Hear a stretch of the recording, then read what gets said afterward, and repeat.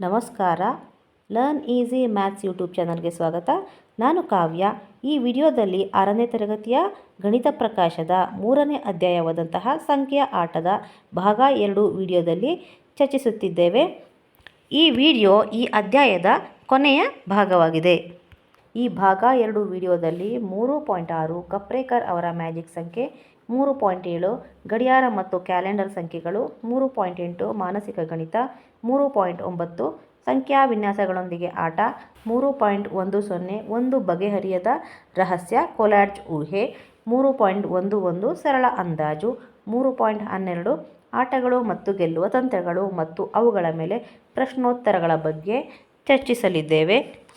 3.6 ಕಪ್ರೇಕರ್ ಅವರ ಮ್ಯಾಜಿಕ್ ಸಂಖ್ಯೆ. ಡಿ.ಆರ್. ಕಪ್ರೇಕರ್ ಮಹಾರಾಷ್ಟ್ರದ ದೇವಳಲಿ ಸರ್ಕಾರಿ ಶಾಲೆಯಲ್ಲಿ ಒಬ್ಬರು ಗಣಿತ ಶಿಕ್ಷಕರಾಗಿರ್ತಾರೆ. ಅವರು ಸಂಖ್ಯೆಗಳೊಂದಿಗೆ ಆಟವಾಡುವುದನ್ನು ತುಂಬ ಇಷ್ಟಪಡ್ತಾ ಇದ್ದರು. ಅವರು ಈ ಹಿಂದೆ ತಿಳಿಯದೇ ಇದ್ದ ಅನೇಕ ಸುಂದರವಾದ ವಿನ್ಯಾಸಗಳನ್ನು ಸಂಖ್ಯೆಗಳಲ್ಲಿ ಕಂಡುಹಿಡಿದಿದ್ದಾರೆ. ಅದೇ ರೀತಿ 1949ರಲ್ಲಿ ಅವರು 4 ಅಂಕಿಯ ಸಂಖ್ಯೆಗಳೊಂದಿಗೆ ಆಟವಾಡುವಾಗ ಆಕರ್ಷಕ ಮತ್ತು ಮಾಂತ್ರಿಕ ವಿದ್ಯಮಾನವೊಂದನ್ನು ಕಂಡುಹಿಡಿದರು. ನಾವು ಈ ಆಟದಲ್ಲಿರುವ ಹಂತಗಳನ್ನು ಅನುಸರಿಸ್ತಾ ಹೋದರೆ ಸ್ವತಃ ಮ್ಯಾಜಿಕ್ನಂತಹ ಅನುಭವವನ್ನು ಪಡಿತೀವಿ. ಮೊದಲಿಗೆ ನಾವು ಯಾವುದಾದ್ರೂ 4 ಅಂಕಿಯ ಸಂಖ್ಯೆಯನ್ನು ತಗೊಳ್ಳೋಣ. ಉದಾಹರಣೆಗೆ 6382. ಈ 6382 ಏನು ಮಾಡಬೇಕು? ಇದರ ಅಂಕಿಗಳನ್ನು ಅದಲು ಬದಲು ಮಾಡಿ ಅತಿ ದೊಡ್ಡ ಸಂಖ್ಯೆಯನ್ನಾಗಿ ರಚಿಸ್ಕೋಬೇಕು. ಅದನ್ನು ನಾವು ಎ ಅಂತ ಕರೆಯೋಣ. ಆ ದೊಡ್ಡ ಸಂಖ್ಯೆ ಯಾವುದು? 8632. ನೆಕ್ಸ್ಟು ಇದೇ 6382 ಅತಿ ಚಿಕ್ಕ ಸಂಖ್ಯೆಯನ್ನಾಗಿ ರಚನೆ ಮಾಡ್ಕೊಳ್ಳೋಣ. ಅದನ್ನು ಬಿ ಅಂತ ಕರೆದ್ರೆ 2368 ಆಗುತ್ತೆ. ಈಗ ಈ ಎರಡರ ವ್ಯತ್ಯಾಸವನ್ನು ಕಂಡುಹಿಡಿದ್ರೆ ಅದು ನಮಗೆ ಸಿ ಆಗುತ್ತೆ. ಈ ಬಂದಿರೋ ಉತ್ತರನ ನೋಡಿ. ಇಲ್ಲಿ 8632ರಿಂದ 2368 ಕಳೆದ್ರೆ ನಮಗೆ ವ್ಯತ್ಯಾಸ 6264 ಸಿಗ್ತಾ ಇದೆ. ಮತ್ತೆ ಈಗ ಏನು ಮಾಡಬೇಕು? ಇದನ್ನು ಮತ್ತೆ ಎ ಅಂತ ತಗೊಂಡ್ರೆ ಅಂದರೆ ಅತಿ ದೊಡ್ಡ ಸಂಖ್ಯೆಯನ್ನಾಗಿ ಅದನ್ನ ರಚಿಸಬೇಕು. 6642 ಬರುತ್ತೆ. ಮತ್ತೆ ಅತಿ ಚಿಕ್ಕ ಸಂಖ್ಯೆ ರಚಿಸಬೇಕು. 2466.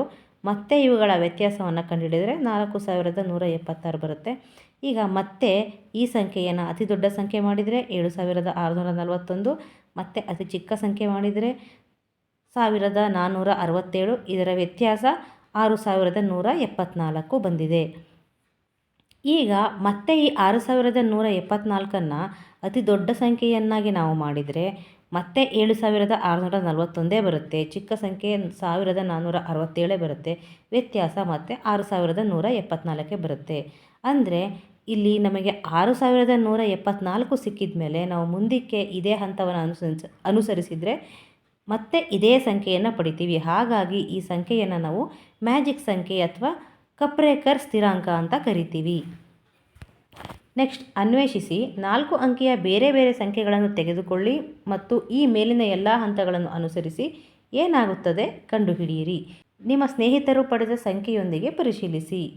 ಇಲ್ಲಿ ನಾನು ಉದಾಹರಣೆಗೆ 4195 ತಗೊಂಡಿದ್ದೀನಿ. ಇಲ್ಲಿ ಎ ಅಂದರೆ ಅಂಕಿಗಳನ್ನು ಅದಲು ಬದಲು ಮಾಡಿ ದೊಡ್ಡ ಸಂಖ್ಯೆಯನ್ನು ತಗೊಂಡಿದ್ದೀನಿ. ಇದು 9541. ಮತ್ತು ಇದನ್ನು ಅತಿ ಚಿಕ್ಕ ಸಂಖ್ಯೆ ಬಿ ತಗೊಂಡ್ರೆ 1451. ಈಗ ಎ ಮೈನಸ್ ಬಿನ ಮಾಡಿದರೆ ನಮಗೆ ಸಿಯಲ್ಲಿ 8082 ಸಿಗ್ತಾ ಇದೆ. ಮತ್ತು 8082 ಅತಿ ದೊಡ್ಡ ಸಂಖ್ಯೆಯಾಗಿ ಮಾಡಿದರೆ 8820, ಮತ್ತು ಚಿಕ್ಕ ಸಂಖ್ಯೆ 288. ಇದರ ವ್ಯತ್ಯಾಸ 8532.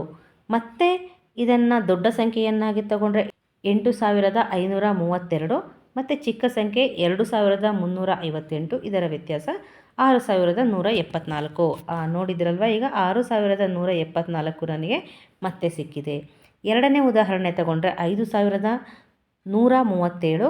ಇಲ್ಲಿ ದೊಡ್ಡ ಸಂಖ್ಯೆಯಾಗಿ ಅಂಕಿಯನ್ನು ಅದಲು ಬದಲು ಮಾಡಿದರೆ 7531 ಸಿಕ್ತು. ಮತ್ತು ಚಿಕ್ಕ ಸಂಖ್ಯೆ 1357 ಸಿಗುತ್ತೆ. ಎರಡರ ವ್ಯತ್ಯಾಸ 6174 ಆಗುತ್ತೆ. ಮತ್ತೆ ನನಗೆ ಅದೇ ಸಂಖ್ಯೆ ಸಿಕ್ಕಿದೆ. ಮೂರನೇ ಉದಾಹರಣೆ ತಗೊಂಡ್ರೆ 6235. ಮತ್ತು ಅದನ್ನು ದೊಡ್ಡ ಸಂಖ್ಯೆಯನ್ನಾಗಿ ಮಾಡಿದರೆ, ಅಂದರೆ ನಾವು ದೊಡ್ಡ ಸಂಖ್ಯೆಯನ್ನಾಗಿ ಮಾಡಬೇಕಂದ್ರೆ ಯಾವ ಥರ ಅಂಕಿಗಳನ್ನು ಜೋಡಿಸಬೇಕಾಗತ್ತೆ? ಸಂಖ್ಯೆಗಳನ್ನು ಇಳಿಕೆ ಕ್ರಮದಲ್ಲಿ ಜೋಡಿಸಿದರೆ ನಮಗೆ ದೊಡ್ಡ ಸಂಖ್ಯೆ ಸಿಗುತ್ತೆ. ಏರಿಕೆ ಕ್ರಮದಲ್ಲಿ ಜೋಡಿಸಿದರೆ ಚಿಕ್ಕ ಸಂಖ್ಯೆ ಸಿಗುತ್ತೆ. ಈಗ ಎರಡರ ವ್ಯತ್ಯಾಸವನ್ನು ಕಂಡುಹಿಡಿದರೆ 4176 ಬಂತು. ಮತ್ತೆ ಇದನ್ನು ದೊಡ್ಡ ಸಂಖ್ಯೆ ಮತ್ತು ಚಿಕ್ಕ ಸಂಖ್ಯೆಯನ್ನಾಗಿ ಮಾಡಿ ವ್ಯತ್ಯಾಸವನ್ನು ಕಂಡುಹಿಡಿದರೆ 6174ಕ್ಕೆ ಸಿಗ್ತಾ ಇದೆ. ನೀವು ಇಲ್ಲಿ 3 ಉದಾಹರಣೆಗಳನ್ನು ನೋಡ್ಬೋದು. 3 ಸಂಖ್ಯೆಗಳಲ್ಲೂ ಸಹ ನಮಗೆ ಕೊನೆಯದಾಗಿ 6174ಕ್ಕೆ ಸಿಗ್ತಾ ಇದೆ, ಹೌದಲ್ವಾ? ಇಲ್ಲಿ ಮೊದಲಿಗೆ ನಾವು 3 ಹಂತಗಳನ್ನು ಅನುಸರಿಸಿದ್ವಿ. ಎರಡನೇ ಸಂಖ್ಯೆಗೆ ಒಂದೇ ಹಂತ, ಮೂರನೇ ಸಂಖ್ಯೆಗೆ 2 ಹಂತದಲ್ಲಿ ನಮಗೆ ಉತ್ತರ ಸಿಕ್ಕಿದೆ. ಆದರೆ ಯಾವಾಗಲೂ ಒಂದೇ ಹಂತದಲ್ಲಿ ಬರುತ್ತೆ ಅಂತ ಹೇಳೋಕ್ಕಾಗಲ್ಲ. ಎಷ್ಟು ಹಂತನಾದರೂ ಅದು ತಗೋಬೋದು. ನೀವು ಯಾವಾಗಲೂ ಮ್ಯಾಜಿಕ್ ಸಂಖ್ಯೆ 6174ನ್ನೇ ಪಡೆಯುವಿರಿ. 6174 ಸಂಖ್ಯೆಯನ್ನು ಈಗ ಕಪ್ರೇಕರ್ ಸ್ಥಿರಾಂಕ ಎಂದು ಕರೆಯಲಾಗುತ್ತದೆ. ಅಂದರೆ ನಾವು ಪ್ರತಿ ಬಾರಿ ಪಡೆಯುವಂತಹ ಸಂಖ್ಯೆ ಯಾವುದು? 6174. ಈ ಸಂಖ್ಯೆಯನ್ನು ನಾವು ಕಪ್ರೇಕರ್ ಸ್ಥಿರಾಂಕ ಎಂದು ಕರೆಯುತ್ತೇವೆ. ನೆಕ್ಸ್ಟ್, 3 ಅಂಕಿಯ ಕೆಲವು ಸಂಖ್ಯೆಗಳೊಂದಿಗೆ ಇದೇ ಹಂತವನ್ನು ಅನುಸರಿಸಿ ಯಾವ ಸಂಖ್ಯೆಯು ಪುನರಾವರ್ತನೆಯಾಗಲು ಪ್ರಾರಂಭವಾಗುತ್ತದೆ? ಈಗ ನಾವು ಹಿಂದೆ 4 ಸಂಖ್ಯೆಯನ್ನು ತಗೊಂಡಾಗ 6174 ಹೇಗೆ ಪುನರಾವರ್ತನೆ ಆಯಿತು. ಈಗ 3 ಅಂಕಿಯನ್ನು ತಗೊಂಡು ನಾವು ಪ್ರಯತ್ನಿಸೋಣ. ಯಾವ ಸಂಖ್ಯೆ ಬರುತ್ತೆ ನೋಡೋಣ. ಮೊದಲಿಗೆ 153 ತಗೊಂಡಿದ್ದೀನಿ. ಇಲ್ಲಿ 153 ಅವುಗಳ ಅಂಕಿಯನ್ನು ಇಳಿಕೆ ಕ್ರಮದಲ್ಲಿ ಜೋಡಿಸಿದ್ದೀನಿ. 531 ದೊಡ್ಡ ಸಂಖ್ಯೆ ಸಿಕ್ತು. ಏರಿಕೆ ಕ್ರಮದಲ್ಲಿ ಜೋಡಿಸಿದರೆ 135 ಸಿಗುತ್ತೆ. ಇವೆರಡರ ವ್ಯತ್ಯಾಸ ಎಷ್ಟು? 396 ಸಿಕ್ಕಿದೆ. ಮತ್ತೆ ಇದನ್ನು ದೊಡ್ಡ ಸಂಖ್ಯೆಯಾಗಿ ಜೋಡಿಸಿದರೆ 963, ಚಿಕ್ಕ ಸಂಖ್ಯೆ 369, ವ್ಯತ್ಯಾಸ 594. ಮತ್ತೆ ಇದನ್ನು ನಾನು ದೊಡ್ಡ ಸಂಖ್ಯೆಯಾಗಿ ಜೋಡಿಸಿದರೆ ಅಂಕಿಗಳನ್ನು 954, ಚಿಕ್ಕ ಸಂಖ್ಯೆ 459, ಎರಡರ ವ್ಯತ್ಯಾಸ 495 ಸಿಕ್ತು. ಓಕೆ, ಈಗ 495 ಮತ್ತೆ ಇನ್ನೊಂದು ಹಂತಕ್ಕೆ ತೊಗೊಂಡೋಗೋಣ. 954 ಸಿಗ್ತಾ ಇದೆ, 459 ಸಿಗ್ತಾ ಇದೆ. ಇಲ್ಲಿ ಕೊನೆ 2 ಹಂತಗಳನ್ನು ನೋಡಿ, ಎ ಒಂದೇ ಇದೆ, ಬಿನೂ ಒಂದೇ ಇದೆ. ಅಂದರೆ 495 ಸಿಕ್ಕಿದ ಮೇಲೆ ಮುಂದಿನ ಹಂತಕ್ಕೆ ಹೋದರೆ ಮತ್ತೆ ನಮಗೆ ಹಿಂದೆ ಏನು ತಗೊಂಡಿದ್ವಿ, ಎ ಬಿ ಅದೇ ಸಂಖ್ಯೆ ಸಿಗುತ್ತೆ. ವ್ಯತ್ಯಾಸನೂ ಕೂಡ 495 ಸಿಗ್ತಾ ಇದೆ. ಹಾಗಾಗಿ 3 ಅಂಕಿಯ ಸಂಖ್ಯೆಗಳೊಂದಿಗೆ ನಾವು ಈ ಆಟವನ್ನು ಆಡಿದರೆ ನಮಗೆ 495 ಪುನರಾವರ್ತನೆ ಆಗೋದಕ್ಕೆ ಪ್ರಾರಂಭ ಆಗುತ್ತೆ. ಈಗ ಇನ್ನೊಂದು ಉದಾಹರಣೆ ನೋಡೋಣ.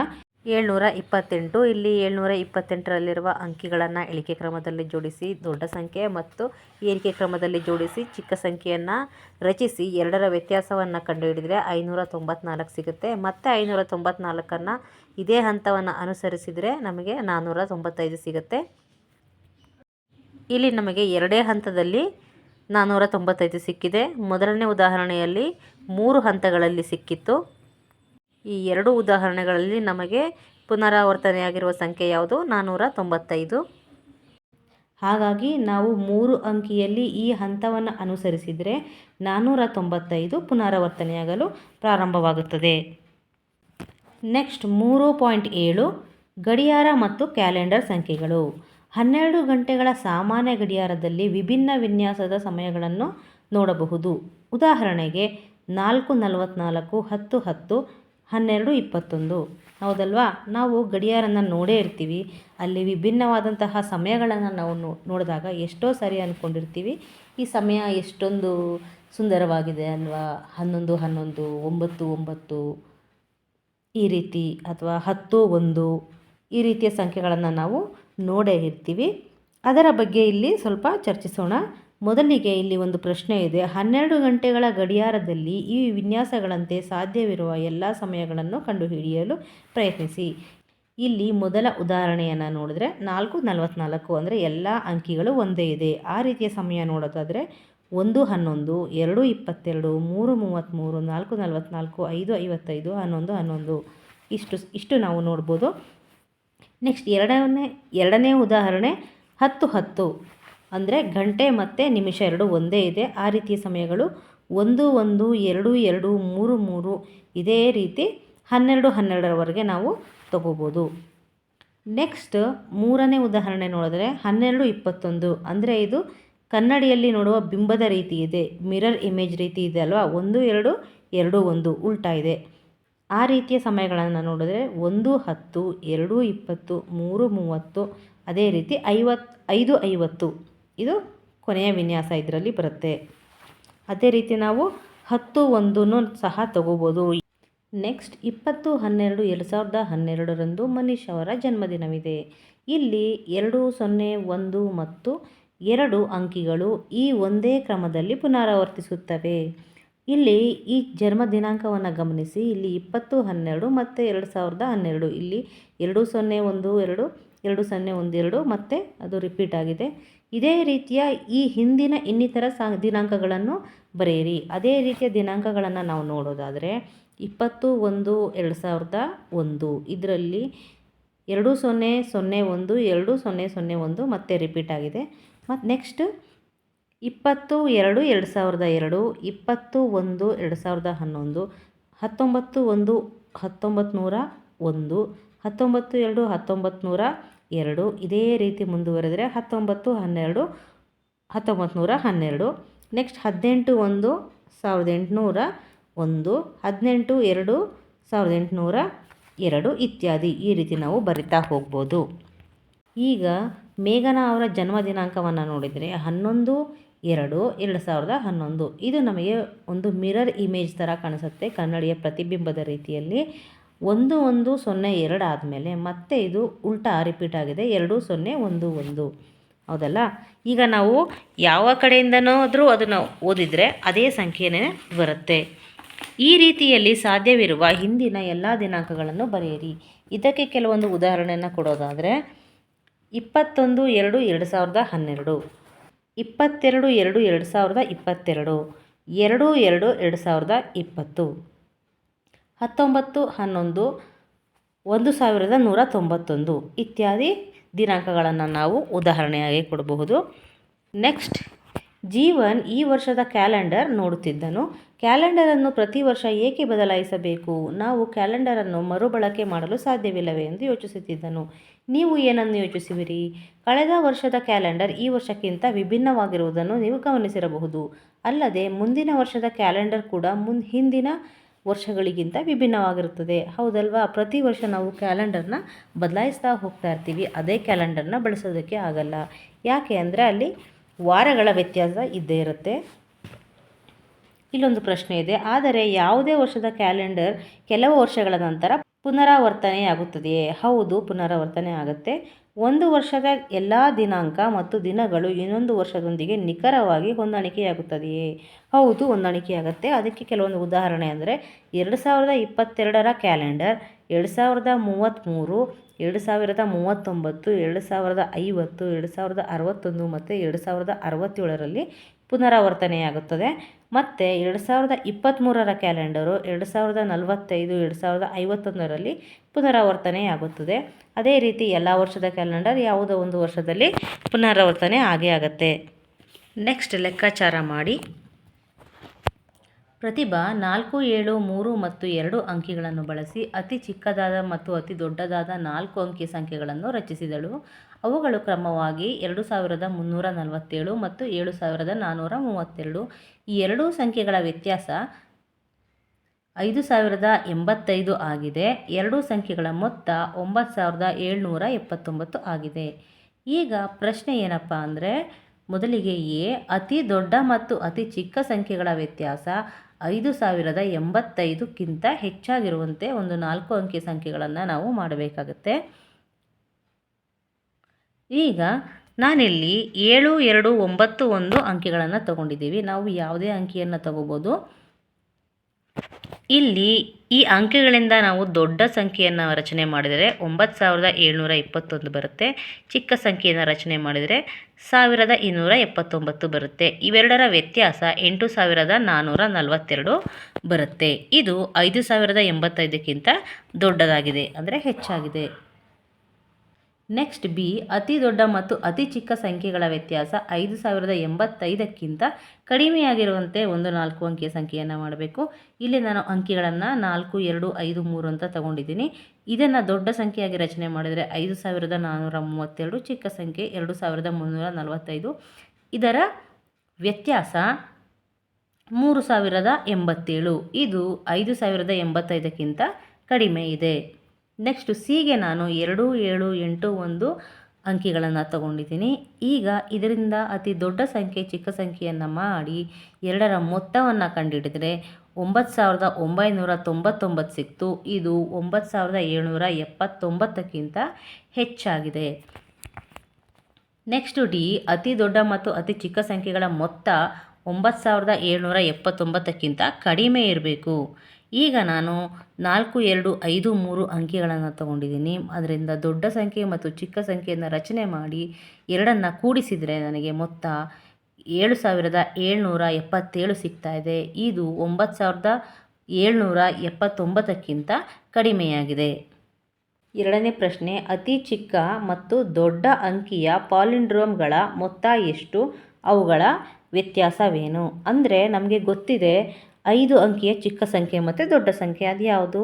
10,000 ಚಿಕ್ಕ ಸಂಖ್ಯೆ, ದೊಡ್ಡ ಸಂಖ್ಯೆ 99,999. ಆದರೆ ಇಲ್ಲಿ ಕೇಳ್ತಾ ಇರೋದೇನು? 5 ಅಂಕಿಯ ದೊಡ್ಡ ಮತ್ತು ಚಿಕ್ಕ ಪಾಲಿಂಡ್ರೋಮ್ಗಳು. ಪಾಲಿಂಡ್ರೋಮ್ ಅಂದರೆ ನಮಗೆ ಗೊತ್ತಿದೆ, ಅದು ಯಾವುದೇ ಕಡೆಯಿಂದ ಓದಿದರೂ ಅದು ಒಂದೇ ರೀತಿಯಾಗಿ ಅದರ ಬೆಲೆ ಬರುತ್ತೆ. ಅಂದರೆ ಈಗ ಅತಿ ಚಿಕ್ಕ ಪಾಲಿಂಡ್ರೋಮ್ ಯಾವುದು? 10,001.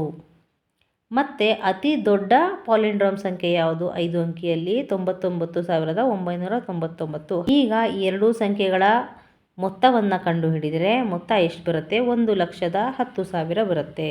ಅದೇ ರೀತಿ ಈಗ ಈ ಪಾಲಿಂಡ್ರೋಮ್ಗಳ ವ್ಯತ್ಯಾಸವನ್ನು ಕಂಡುಹಿಡಿದರೆ 99,000 - 10,001 88,999 ಸಿಗುತ್ತೆ. ನೆಕ್ಸ್ಟ್ ಮೂರನೇ ಪ್ರಶ್ನೆ, ಈಗ ಗಡಿಯಾರದಲ್ಲಿ ಸಮಯ 10:01 ಆಗಿದೆ. ಈ ಗಡಿಯಾರವು ಎಷ್ಟು ನಿಮಿಷಗಳ ಅಂತರದಲ್ಲಿ ಮುಂದಿನ ಪಾಲಿಂಡ್ರೋಮಿಕ್ ಸಮಯವನ್ನು ತೋರಿಸುತ್ತದೆ? ಇದರ ನಂತರದ ಸಮಯ ಎಷ್ಟು? ಈಗ 10:01 ನಂತರ ನಮಗೆ ಯಾವ ಪಾಲಿಂಡ್ರೋಮ್ ಸಂಖ್ಯೆ ಸಿಗುತ್ತಪ್ಪ ಅಂದರೆ 11 ಸಿಗುತ್ತೆ. ಗಡಿಯಾರವು 70 ನಿಮಿಷಗಳ ಅಂತರದಲ್ಲಿ ಮುಂದಿನ ಪಾಲಿಂಡ್ರೋಮಿಕ್ ಸಂಖ್ಯೆಯನ್ನು ತೋರಿಸುತ್ತದೆ. 10:01 ನಂತರದ ಸಮಯ 11 ಹೌದಲ್ವಾ? 10:01 ನಂತರ ನಮಗೆ ಯಾವುದೂ ಪಾಲಿಂಡ್ರೋಮ್ ಸಂಖ್ಯೆ ಸಿಗೋದಿಲ್ಲ. ನೆಕ್ಸ್ಟ್ ಸಿಗೋದೆ 11. 10, 11 ಮತ್ತು 11, 11ರ ನಡುವೆ 70 ನಿಮಿಷಗಳ ಅಂತರ ಇರುತ್ತೆ. ನೆಕ್ಸ್ಟ್ ನಾಲ್ಕನೇ ಪ್ರಶ್ನೆ, 5,683 ಸಂಖ್ಯೆಯು ಕಪ್ರೇಕರ್ ಸ್ಥಿರಾಂಕವನ್ನು ತಲುಪಲು ಎಷ್ಟು ಹಂತವನ್ನು ತೆಗೆದುಕೊಳ್ಳುತ್ತದೆ? ಇಲ್ಲಿ ಗಮನಿಸಿ, 5,683ನ್ನು ನಾವು ಮೊದಲಿಗೆ ಏನು ಮಾಡಬೇಕು? ಇಳಿಕೆ ಕ್ರಮದಲ್ಲಿ ಜೋಡಿಸಿ ಅತಿ ದೊಡ್ಡ ಸಂಖ್ಯೆಯಾಗಿ ರಚನೆ ಮಾಡ್ಕೋಬೇಕು. ಮತ್ತು ಅದೇ ಸಂಖ್ಯೆಯನ್ನು ಏರಿಕೆ ಕ್ರಮದಲ್ಲಿ ಅಂಕಿಗಳನ್ನು ಜೋಡಿಸಿ ಚಿಕ್ಕ ಸಂಖ್ಯೆಯನ್ನಾಗಿ ರಚನೆ ಮಾಡ್ಕೋಬೇಕು. ಈಗ ಎರಡರ ವ್ಯತ್ಯಾಸ ಏನು ಸಿಗುತ್ತೆ? ಅದು ಸಿ, 5,085 ಸಿಕ್ತು. ಮತ್ತು 5,085ನ್ನು ಇದೇ ಹಂತವನ್ನು ಅನುಸರಿಸಿದರೆ 7,992 ಸಿಗುತ್ತೆ. ಮತ್ತು ಮೂರನೇ ಹಂತದಲ್ಲಿ 7,171 ಸಿಗುತ್ತೆ. ನಾಲ್ಕನೇ ಹಂತದಲ್ಲಿ 6,534 ಸಿಗುತ್ತೆ. ಐದನೇ ಹಂತದಲ್ಲಿ 3,087 ಸಿಗುತ್ತೆ. ಆರನೇ ಹಂತದಲ್ಲಿ 8,357 ಸಿಗುತ್ತೆ. ಕೊನೆಯದಾಗಿ ಏಳನೇ ಹಂತದಲ್ಲಿ 6,174 ಕಪ್ರೇಕರ್ ಸ್ಥಿರಾಂಕ ಸಿಕ್ತಲ್ವಾ? ಹಾಗಾದರೆ ಎಷ್ಟು ಹಂತಗಳಲ್ಲಿ ನಾವು ಕಪ್ರೇಕರ್ ಸ್ಥಿರಾಂಕವನ್ನು ಪಡೆದ್ವಿ? 7 ಹಂತಗಳಲ್ಲಿ ನಾವು 6,174ನ್ನು ಪಡೆದ್ವಿ. ನೆಕ್ಸ್ಟ್ 3.8 ಮಾನಸಿಕ ಗಣಿತ. ಈ ಮುಂದಿನ ಚಿತ್ರವನ್ನು ಗಮನಿಸಿ. ಸಂಖ್ಯೆಗಳು ಮತ್ತು ಎಳೆದಿರುವ ರೇಖೆಗಳ ಬಗ್ಗೆ ನೀವು ಏನನ್ನು ಹೇಳುವಿರಿ? ಅಂದರೆ ಈ ಚಿತ್ರವನ್ನು ಗಮನಿಸಿ. ಇಲ್ಲಿ ಮಧ್ಯದಲ್ಲಿ ಕೆಲವು ಸಂಖ್ಯೆಗಳಿದೆ ಮತ್ತು ಅಕ್ಕಪಕ್ಕದಲ್ಲಿ ಕೆಲವು ಸಂಖ್ಯೆಗಳಿದ್ದಾವೆ. ಇಲ್ಲಿ ನಾವು ಏನನ್ನು ನೋಡ್ಬೋದು? ಮಧ್ಯದ ಕಂಬ ಸಾಲಿನಲ್ಲಿರುವ ಸಂಖ್ಯೆಗಳನ್ನು ವಿವಿಧ ರೀತಿಯಲ್ಲಿ ಸಂಕಲನ ಮಾಡಿ ಬದಿಯಲ್ಲಿರುವ ಸಂಖ್ಯೆಗಳನ್ನು ಪಡೆಯಲಾಗಿದೆ. ಅಂದರೆ ಈ ಮಧ್ಯದಲ್ಲಿರುವಂತಹ ಸಂಖ್ಯೆಗಳನ್ನು ತಗೊಂಡು ಈ ಎರಡೂ ಕಡೆ ಇರುವಂತಹ ಸಂಖ್ಯೆಗಳನ್ನು ನಾವು ಪಡೆಯುತ್ತೀವಿ. ಯಾವ ರೀತಿ ಅಂದರೆ ಇಲ್ಲಿರುವಂತಹ ಸಂಖ್ಯೆಗಳನ್ನು ನಾವು ಎಷ್ಟು ಸರಿನಾದರೂ ಸರಿ ಬಳಸಬಹುದು ಮತ್ತು ಎಷ್ಟು ಸಂಖ್ಯೆಗಳನ್ನಾದರೂ ಬಳಸ್ಬೋದು. ಅದರಿಂದ ನಾವು ಈ ಪಕ್ಕದಲ್ಲಿರುವಂತಹ ಸಂಖ್ಯೆಗಳನ್ನು ಪಡಿಬೇಕಾಗುತ್ತೆ, ಇವುಗಳನ್ನು ಕೂಡುವುದರ ಮೂಲಕ. ಉದಾಹರಣೆಗೆ ನಾವು ಈಗ ಹಣಗಳನ್ನು ಯಾವ ರೀತಿ ಎಣಿಸಿ ಒಂದು ಮೊತ್ತವನ್ನು ಪಡೀತೀವಲ್ವ, ಆ ರೀತಿಯಲ್ಲಿ ಈಗ ನಾವು ಈ ಸಂಖ್ಯೆಗಳನ್ನು ಪಡಿಬೇಕಾಗತ್ತೆ. ಇಲ್ಲಿ ಕೆಲವೊಂದು ಉದಾಹರಣೆಗಳನ್ನು ಕೊಟ್ಟಿದ್ದಾರೆ. 38,400 ಇದನ್ನು ನಾವು ಯಾವ ರೀತಿ ಪಡೆದಿದ್ದೀವಿ ಅಂದರೆ, ಒಂದು ಸಾರಿ 25,000 ಮತ್ತು 2 ಸಾರಿ 400 ಮತ್ತು ಒಂದು ಸಾರಿ 13,000ವನ್ನು ನಾವು ಸೇರಿಸಿದರೆ ನಮಗೆ ಅಂದರೆ ಕೂಡಿಸಿದರೆ 38,400 ಸಿಗುತ್ತೆ. ಹಾಗಾಗಿ ಇಲ್ಲಿ ನೋಡ್ಬೋದು ನೀವು ಬಾಣದ ಗುರುತನ್ನು 25,000 ಒಂದು ಸಾರಿ, 400 2 ಬಾರಿ ಮತ್ತು 13,000ವನ್ನು ಒಂದು ಬಾರಿ ಬಳಸಿದ್ದೇವೆ. ನೆಕ್ಸ್ಟ್ ಅದೇ ರೀತಿ 3,400 ತಗೊಂಡ್ರೆ ಇಲ್ಲಿ ಒಂದು ಸಾರಿ ಅಲ್ಲ 2 ಸಾರಿ 1,500 ಮತ್ತು ಒಂದು ಸಾರಿ 400 ತಗೊಂಡು ಕೂಡಿಸಿ 3,400 ಪಡೆದಿದ್ದೇವೆ. ಅಪೇಕ್ಷಿತ ಮೊತ್ತವನ್ನು ಪಡೆಯಲು ಮಧ್ಯದ ಕಂಬ ಸಾಲಿನಲ್ಲಿರುವ ಸಂಖ್ಯೆಗಳಿಂದ ಬದಿಗಳಲ್ಲಿನ ಸಂಖ್ಯೆಗಳಿಗೆ ಬಾಣಗಳನ್ನು ಎಳೆಯಿರಿ. ಇಲ್ಲಿ ಪಕ್ಕದಲ್ಲಿ ಇರುವಂತಹ ಅಪೇಕ್ಷಿತ ಮೊತ್ತ ಏನಿದೆ ಅದನ್ನು ಪಡೆಯೋದಕ್ಕೆ ಮಧ್ಯದಲ್ಲಿರುವ ಕಂಬ ಸಾಲಿನಲ್ಲಿರುವ ಸಂಖ್ಯೆಗಳಿಂದ ಬಾಣದ ಗುರುತನ್ನು ಎಳಿಬೇಕು. ಇಲ್ಲಿ ನೋಡಿ ನಾನು ಈ ರೀತಿಯಾಗಿ ಬಾಣದ ಗುರುತನ್ನು ಹಾಕಿದ್ದೀನಿ ಮತ್ತು ಅಪೇಕ್ಷಿತ ಮೊತ್ತವನ್ನು ಯಾವ ರೀತಿ ಪಡಿಬೋದು ಅನ್ನೋದಕ್ಕೆ ನಾನಿಲ್ಲಿ ಅದನ್ನು ರಚನೆ ಮಾಡಿದ್ದೀನಿ. ನೆಕ್ಸ್ಟ್ ಉದಾಹರಣೆ 28,000ವನ್ನು ತಗೊಂಡ್ರೆ ಇಲ್ಲಿ 25,000 ಒಂದು ಸಾರಿ, 1,500 2 ಸಾರಿ ಕೂಡಿಸಿದರೆ 28,000 ಸಿಗುತ್ತೆ. ಮತ್ತು 61,600ಕ್ಕೆ ನಾವು 60,000ಕ್ಕೆ 4 ಬಾರಿ 400 ಕೂಡಿಸಿದರೆ 61,600 ಸಿಗುತ್ತೆ. ನೆಕ್ಸ್ಟ್ 25,000ಕ್ಕೆ 4 ಬಾರಿ 1,500 ಕೂಡಿಸಿದರೆ 31,000 ಸಿಗುತ್ತೆ. 60,000ಕ್ಕೆ 2 ಬಾರಿ 1,500 ಕೂಡಿಸಿದರೆ 63,000 ಸಿಗುತ್ತೆ. 13,000 ಪ್ಲಸ್ 1,500 3 ಸಾರಿ ಪ್ಲಸ್ 400 5 ಸಾರಿ ಕೂಡಿಸಿದರೆ 19,500 ಸಿಗುತ್ತೆ. ನೆಕ್ಸ್ಟ್ ಕೊನೆಯದಾಗಿ 13,000ಕ್ಕೆ 400 ಕೂಡಿಸಿ 5 ಬಾರಿ 1,500 ಕೂಡಿಸಿದರೆ 20,900 ಸಿಗುತ್ತೆ. ಈ ರೀತಿಯಾಗಿ ನಾವು ಮಧ್ಯದಲ್ಲಿರುವ ಕಂಬ ಸಾಲಿನಿಂದ ಅಪೇಕ್ಷಿತ ಮೊತ್ತವನ್ನು ಪಡಿಬಹುದು. ನೆಕ್ಸ್ಟ್ ಮಧ್ಯದಲ್ಲಿರುವ ಸಂಖ್ಯೆಗಳನ್ನು ಬಳಸಿಕೊಂಡು ನಾವು 1000 ರಚಿಸಬಹುದೇ? ಏಕೆ ಸಾಧ್ಯವಿಲ್ಲ? ಸಾಧ್ಯವಿಲ್ಲ. ಯಾಕೆ ಅಂದರೆ ಇಲ್ಲಿ 1000ಕ್ಕಿಂತ ಚಿಕ್ಕ ಸಂಖ್ಯೆ ಎಂದರೆ 400, ಹೌದಲ್ವಾ? ನೀವು ಈ ಕಂಬ ಸಾಲನ್ನು ಗಮನಿಸಿದರೆ ಇಲ್ಲಿ 1000ಕ್ಕಿಂತ ಚಿಕ್ಕ ಸಂಖ್ಯೆ ಇರೋದಂದರೆ 400. ಈ 400ನ್ನು ನಾವು ಯಾವುದೇ ರೀತಿ ಕೂಡಿಸಿದ್ರೂ ಸಹ ನಮಗೆ 1000 ಸಿಗೋದಿಲ್ಲ. ನೆಕ್ಸ್ಟ್ 14,000 15,000 ಮತ್ತು 16,000ಗಳನ್ನು ರಚಿಸಬಹುದೇ? ಹೌದು, ರಚನೆ ಮಾಡಬಹುದು. 400ನ್ನು 35 ಬಾರಿ ಕೂಡಿಸಿದರೆ ನಮಗೆ 14,000 ಸಿಗುತ್ತೆ.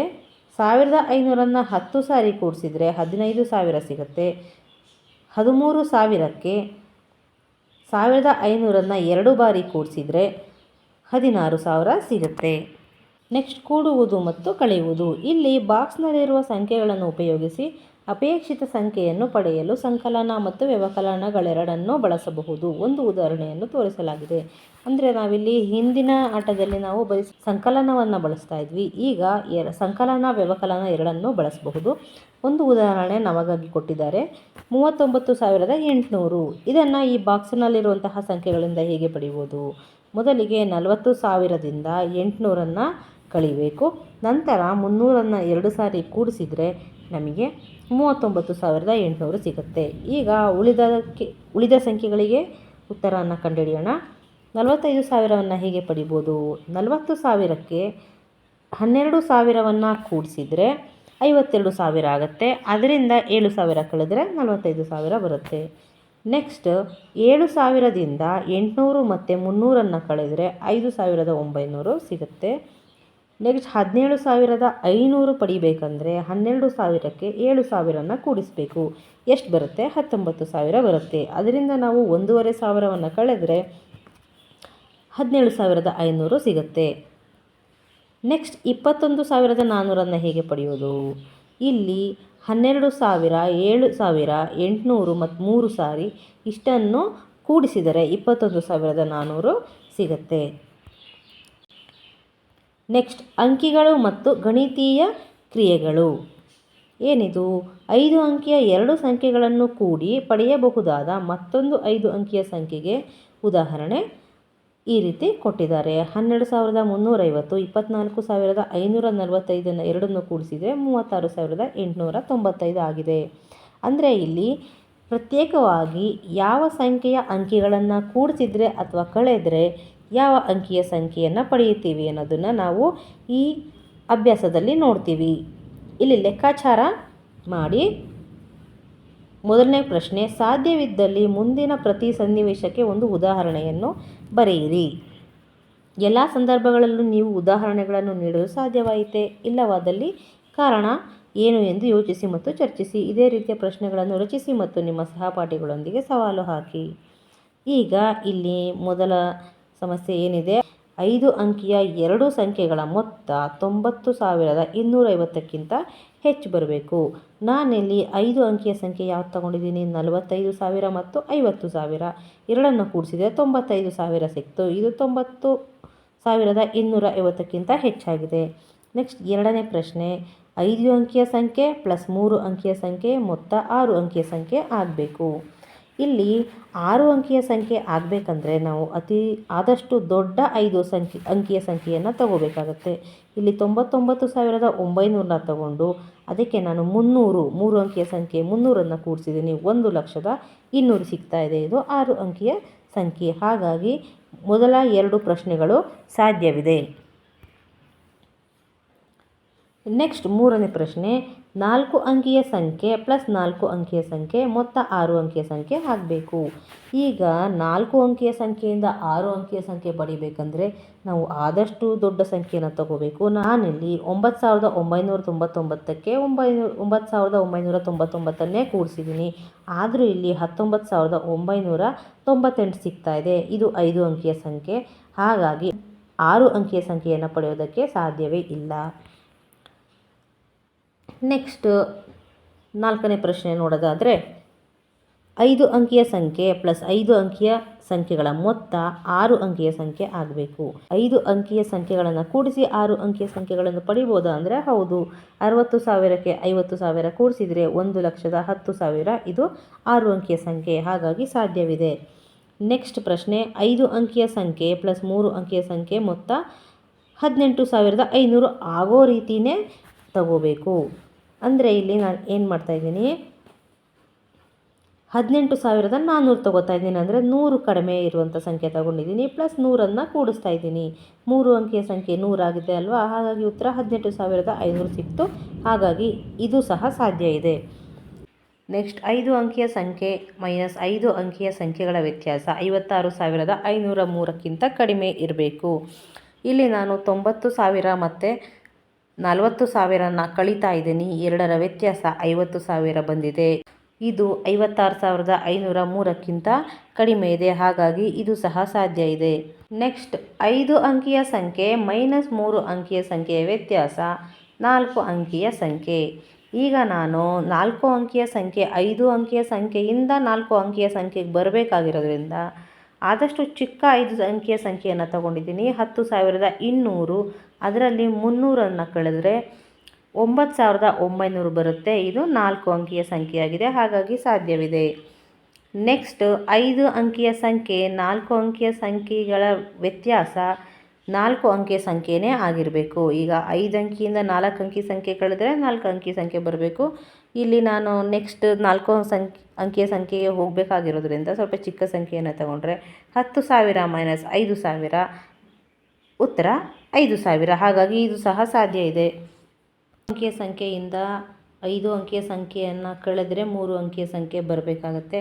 ಅಂದರೆ ಇಲ್ಲಿ 5 ಅಂಕಿಯ ಸಂಖ್ಯೆಗಳ ನಡುವೆ ತುಂಬ ಕಡಿಮೆ ವ್ಯತ್ಯಾಸ ಇದ್ದರೆ 3 ಅಂಕಿಯ ಸಂಖ್ಯೆ ನಾವು ಪಡಿಬೋದು. ಉದಾಹರಣೆಗೆ 10,500 ಮೈನಸ್ 10,000 ಉತ್ತರ 500 ಬಂತು. ಇದು 3 ಅಂಕಿಯ ಸಂಖ್ಯೆಯಾಗಿದೆ. ಹಾಗಾಗಿ ಈ ಉದಾಹರಣೆ ಸಹ ಸಾಧ್ಯ ಆಗಿದೆ. ನೆಕ್ಸ್ಟ್ 5 ಅಂಕಿಯ ಸಂಖ್ಯೆ ಮೈನಸ್ 5 ಅಂಕಿಯ ಸಂಖ್ಯೆಗಳ ವ್ಯತ್ಯಾಸ 91,500 ಆಗಿರಬೇಕು. ಇಲ್ಲಿ 5 ಅಂಕಿಯ ಸಂಖ್ಯೆಗಳನ್ನು ಕಳಿಬೇಕು ಮತ್ತು ವ್ಯತ್ಯಾಸ 91,500 ಬರಬೇಕು. ಈ 91,500 ಏನಿದೆ ಅದು 5 ಅಂಕಿಯ ದೊಡ್ಡ ಸಂಖ್ಯೆಗಳಲ್ಲಿ ಒಂದು. ಇದು ಸ್ವಲ್ಪ ಸಾಧ್ಯ ಇಲ್ಲ ಅಂತ ಅನಿಸುತ್ತೆ. ಉದಾಹರಣೆ ನೋಡಿದರೆ ಇಲ್ಲಿ 5 ಅಂಕಿಯ ಅತಿ ದೊಡ್ಡ ಸಂಖ್ಯೆ 99,999 ತಗೊಂಡ್ರು ಮತ್ತು 5 ಅಂಕಿಯ ಅತಿ ಚಿಕ್ಕ ಸಂಖ್ಯೆಯನ್ನು ತಗೊಂಡ್ರು ಎರಡರ ವ್ಯತ್ಯಾಸ 89,999 ಆಗಿರುತ್ತೆ. ಅಂದರೆ 5 ಅಂಕಿಗಳ ವ್ಯತ್ಯಾಸ ಅತಿ ದೊಡ್ಡ 5 ಸಂಖ್ಯೆ ಬರಬೇಕಂದ್ರೂ 89,999 ಆಗಿರುತ್ತೆ ಹೊರತು ಅದಕ್ಕಿಂತ ಹೆಚ್ಚಾಗೋದಕ್ಕೆ ಸಾಧ್ಯ ಇಲ್ಲ. ಹಾಗಾಗಿ ಈ ಉದಾಹರಣೆಯನ್ನು ನಾವು ಕೊಡೋದಕ್ಕೆ ಸಾಧ್ಯ ಇಲ್ಲ. ನೆಕ್ಸ್ಟ್ 2ನೇ ಪ್ರಶ್ನೆ, ಯಾವಾಗಲೂ, ಕೆಲವೊಮ್ಮೆ, ಎಂದಿಗೂ ಸಾಧ್ಯ ಇಲ್ಲ. ಕೆಲವು ಹೇಳಿಕೆಗಳನ್ನು ಮುಂದೆ ನೀಡಿದೆ. ಇವುಗಳಲ್ಲಿ ಯಾವ ಹೇಳಿಕೆಗಳು ಯಾವಾಗಲೂ ಸರಿ, ಕೆಲವೊಮ್ಮೆ ಮಾತ್ರ ಸರಿ ಅಥವಾ ಎಂದಿಗೂ ಸಾಧ್ಯ ಇಲ್ಲ ಎಂದು ಯೋಚಿಸಿ, ಅನ್ವೇಷಿಸಿ ಮತ್ತು ಕಂಡುಹಿಡಿಯಿರಿ. ನೀವು ಏಕೆ ಹೀಗೆ ಯೋಚಿಸುವಿರಿ? ನಿಮ್ಮ ಕಾರಣಗಳನ್ನು ಬರೆಯಿರಿ. ಇವುಗಳನ್ನು ತರಗತಿಯಲ್ಲಿ ಚರ್ಚಿಸಿ. ಮೊದಲಿಗೆ ಎ, 5 ಅಂಕಿಯ ಸಂಖ್ಯೆ ಪ್ಲಸ್ 5 ಅಂಕಿಯ ಸಂಖ್ಯೆ 5 ಅಂಕಿಯ ಒಂದು ಸಂಖ್ಯೆಯನ್ನು ನೀಡುತ್ತದೆ. ಅಂದರೆ ಈಗ ನಾವು 5 ಅಂಕಿಯ ಸಂಖ್ಯೆಗಳನ್ನು ಕೂಡಿಸಿ 5 ಅಂಕಿಯ ಸಂಖ್ಯೆಯನ್ನು ಮಾತ್ರ ಬರುತ್ತಾ ಅಂತ ಚೆಕ್ ಮಾಡಬೇಕು. ಉತ್ತರ ಇದಕ್ಕೆ ಏನು? ಫಸ್ಟ್ ಉದಾಹರಣೆಯನ್ನು ನೋಡೋಣ. ಇಲ್ಲಿ 45,000ಕ್ಕೆ 50,000ನ ಕೂಡಿಸಿದರೆ 95,000 ಸಿಕ್ತು. ಎಲ್ಲನೂ 5 ಅಂಕಿ ಇದೆ, ಹಾಗಾಗಿ ಹೌದು ಬರ್ತಾ ಇದೆ. ನೆಕ್ಸ್ಟು 90,000ಕ್ಕೆ 60,000 ಕೂಡಿಸಿದರೆ 1,50,000 ಬಂತು. ಇದು 6 ಅಂಕಿಯ ಸಂಖ್ಯೆ ಆಯಿತು. ಹಾಗಾಗಿ ಈ ಕಂಡೀಷನ್ನಲ್ಲಿ ನಮಗೆ ಕೆಲವೊಮ್ಮೆ ಮಾತ್ರ ಈ ಹೇಳಿಕೆ ಸರಿ ಅಂತ ತೋರಿಸ್ತಾ ಇದೆ. ಏಕೆಂದರೆ 5 ಅಂಕಿಯ ಕೆಲವು ಚಿಕ್ಕ ಸಂಖ್ಯೆಗಳನ್ನು ಕೂಡಿಸಿದಾಗ 5 ಅಂಕಿಯ ಸಂಖ್ಯೆ ಬರಬಹುದು. ಆದರೆ 5 ಅಂಕಿಯ ಕೆಲವು ದೊಡ್ಡ ಸಂಖ್ಯೆಗಳನ್ನು ಕೂಡಿಸಿದಾಗ 6 ಅಂಕಿಯ ಸಂಖ್ಯೆ ಬರುತ್ತದೆ. ಹಾಗಾಗಿ ಈ ಹೇಳಿಕೆ ಕೆಲವೊಮ್ಮೆ ಮಾತ್ರ ಸರಿ. ನೆಕ್ಸ್ಟ್ ಬಿ, 4 ಅಂಕಿಯ ಸಂಖ್ಯೆ ಪ್ಲಸ್ 2 ಅಂಕಿಯ ಸಂಖ್ಯೆ 4 ಅಂಕಿಯ ಒಂದು ಸಂಖ್ಯೆಯನ್ನು ನೀಡುತ್ತದೆ. ಅಂದರೆ ಈಗ 4 ಅಂಕಿಯ ಸಂಖ್ಯೆಗೆ 2 ಅಂಕಿಯ ಸಂಖ್ಯೆಯನ್ನು ಕೂಡಿಸಬೇಕು. ಉತ್ತರ 4 ಅಂಕಿಯ ಸಂಖ್ಯೆನೇ ಬರುತ್ತಾ ಅಂತ ನೋಡಬೇಕಾಗಿದೆ. ಇಲ್ಲಿ ಉದಾಹರಣೆಯನ್ನು ಮೊದಲು ನೋಡೋಣ. ಇಲ್ಲಿ ಸ್ವಲ್ಪ ಚಿಕ್ಕ ಸಂಖ್ಯೆ ತಗೊಂಡಿದ್ದೀನಿ. 4 ಅಂಕಿಯಲ್ಲಿ 1000ಕ್ಕೆ 90 ಕೂಡಿಸಿದರೆ 1090 4 ಅಂಕಿಯ ಸಂಖ್ಯೆನೇ ಬಂದಿದೆ. ಆದರೆ 4 ಅಂಕಿಯ ಸ್ವಲ್ಪ ದೊಡ್ಡ ಸಂಖ್ಯೆಯನ್ನು ತಗೊಂಡು ಅದಕ್ಕೆ 2 ಅಂಕಿಯ 50ನ್ನು ಕೂಡಿಸಿದರೆ ಉತ್ತರ 10,040 ಬರ್ತಾ ಇದೆ. ಅಂದರೆ ಇಲ್ಲಿ 5 ಅಂಕಿಯ ಸಂಖ್ಯೆ ಬಂದ್ಬಿಡ್ತು. ಹಾಗಾಗಿ ಈ ಹೇಳಿಕೆ ಕೆಲವೊಮ್ಮೆ ಮಾತ್ರ ಸರಿ. ಏಕೆಂದರೆ 4 ಅಂಕಿಯ ಕೆಲವು ದೊಡ್ಡ ಸಂಖ್ಯೆಗೆ 2 ಅಂಕಿಯ ಸಂಖ್ಯೆಯನ್ನು ಕೂಡಿಸಿದರೆ 5 ಅಂಕಿಯ ಸಂಖ್ಯೆ ಬರ್ತದೆ. ನೆಕ್ಸ್ಟ್ ಸಿ, 4 ಅಂಕಿಯ ಸಂಖ್ಯೆ ಪ್ಲಸ್ 2 ಅಂಕಿಯ ಸಂಖ್ಯೆ ಎರಡನ್ನು ಕೂಡಿಸಿದರೆ 6 ಅಂಕಿಯ ಸಂಖ್ಯೆ ಬರಬೇಕು. ಇದು ಸ್ವಲ್ಪ ಕಷ್ಟನೇ ಇದೆ. ಏಕೆಂದರೆ 4 ಅಂಕಿಗೆ 2 ಅಂಕಿ ಇರುವಂಥ ಸಂಖ್ಯೆಯನ್ನು ಕೂಡಿಸಿ 5 ಅಲ್ಲ 6 ಅಂಕಿಯ ಸಂಖ್ಯೆಯನ್ನು ಪಡಿಬೇಕಾಗಿದೆ. ಅದಕ್ಕೆ ನಾವಿಲ್ಲಿ ಉದಾಹರಣೆ ನೋಡೋಣ. 4 ಅಂಕಿಯಲ್ಲಿ ಅತಿ ದೊಡ್ಡ ಸಂಖ್ಯೆ 2 ಅಂಕಿಯಲ್ಲಿ ಅತಿ ದೊಡ್ಡ ಸಂಖ್ಯೆಯನ್ನು ತಗೊಳ್ಳೋಣ. 9,999 ಪ್ಲಸ್ 99 ಕೂಡಿಸಿದರೆ 10,098 ಬರ್ತಾ ಇದೆ. ಇದು 5 ಅಂಕಿಯ ಸಂಖ್ಯೆಯಾಗಿದೆ. ಹಾಗಾಗಿ 4 ಮತ್ತು 2 ಅಂಕಿಯ ಸಂಖ್ಯೆಯಿಂದ ಅತಿ ದೊಡ್ಡ ಸಂಖ್ಯೆ ಅಂದರೂ 10,098ನ್ನು ಪಡಿಬೋದು ಹೊರತು ಅದಕ್ಕಿಂತ ದೊಡ್ಡ ಸಂಖ್ಯೆಯನ್ನು ಪಡೆಯೋದಕ್ಕೆ ಸಾಧ್ಯ ಇಲ್ಲ. ಹಾಗಾಗಿ ಸಿ ಎಂದಿಗೂ ಸಾಧ್ಯ ಇಲ್ಲ. ಏಕೆಂದರೆ 4 ಅಂಕಿಯ ಅತಿ ದೊಡ್ಡ ಸಂಖ್ಯೆಗೆ 2 ಅಂಕಿಯ ಅತಿ ದೊಡ್ಡ ಸಂಖ್ಯೆಯನ್ನು ಕೂಡಿಸಿದರೂ ಸಹ 5 ಅಂಕಿಯ ಸಂಖ್ಯೆ ಬರುತ್ತದೆಯೇ ಹೊರತು 6 ಅಂಕಿಯ ಸಂಖ್ಯೆ ಬರುವುದಿಲ್ಲ.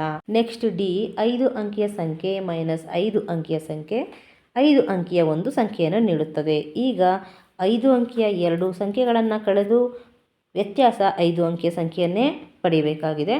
ಉದಾಹರಣೆ ನೋಡೋಣ. ಇಲ್ಲಿ ಸ್ವಲ್ಪ ದೊಡ್ಡ 5 ಅಂಕಿಯ ಸಂಖ್ಯೆಯಿಂದ ಚಿಕ್ಕ 5 ಅಂಕಿಯ ಸಂಖ್ಯೆಯನ್ನು ಕಳೆದರೆ 80,000 ಸಿಗ್ತಾ ಇದೆ ಅಲ್ವಾ. 90,000 ಮೈನಸ್ 10,000 80,000. ಈಗ ಸ್ವಲ್ಪ ವ್ಯತ್ಯಾಸ ಕಡಿಮೆ ಇರುವಂತಹ 5 ಅಂಕಿಯ ಸಂಖ್ಯೆ ತಗೊಂಡ್ರೆ 45,000 ಮೈನಸ್ 40,000 5,000 ಬಂದುಬಿಡ್ತು. ಇದು 4 ಅಂಕಿಯ ಸಂಖ್ಯೆ.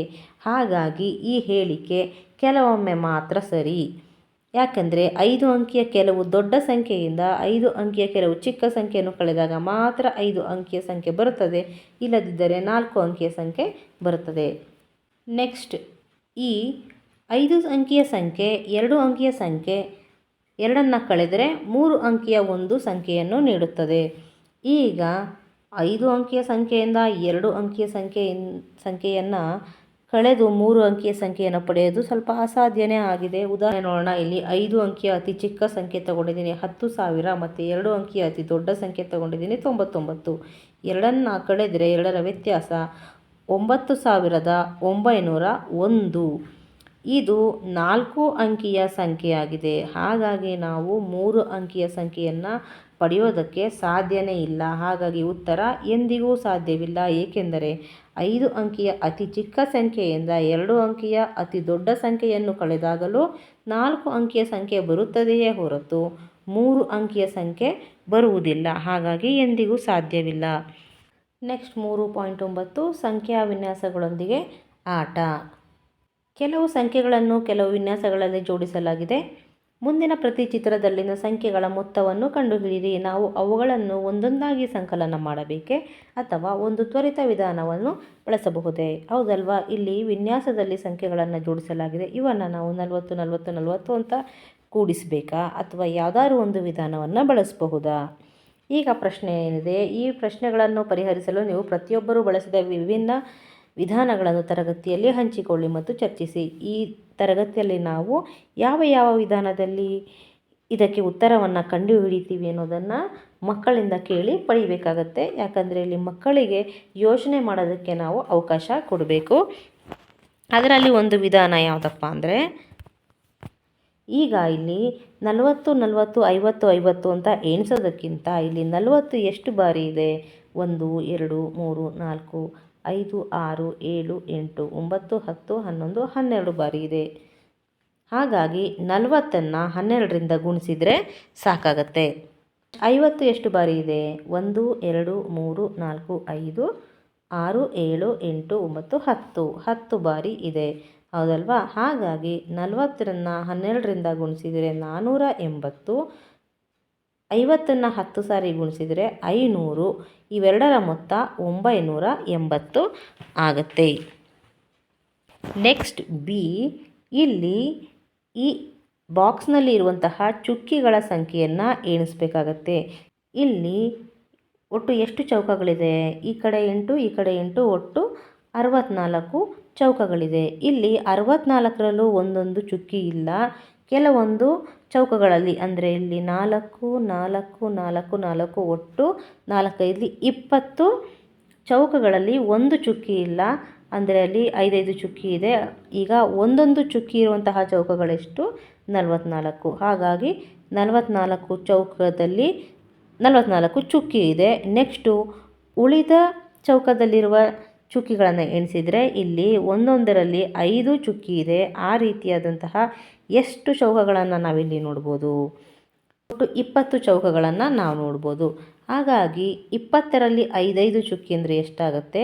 100 ಚುಕ್ಕಿ ಆಗುತ್ತೆ. ಹಾಗಾಗಿ 44 + 100 ಚುಕ್ಕಿ 144 ಚುಕ್ಕಿ ಆಗುತ್ತೆ. ನೆಕ್ಸ್ಟ್ ಸಿ,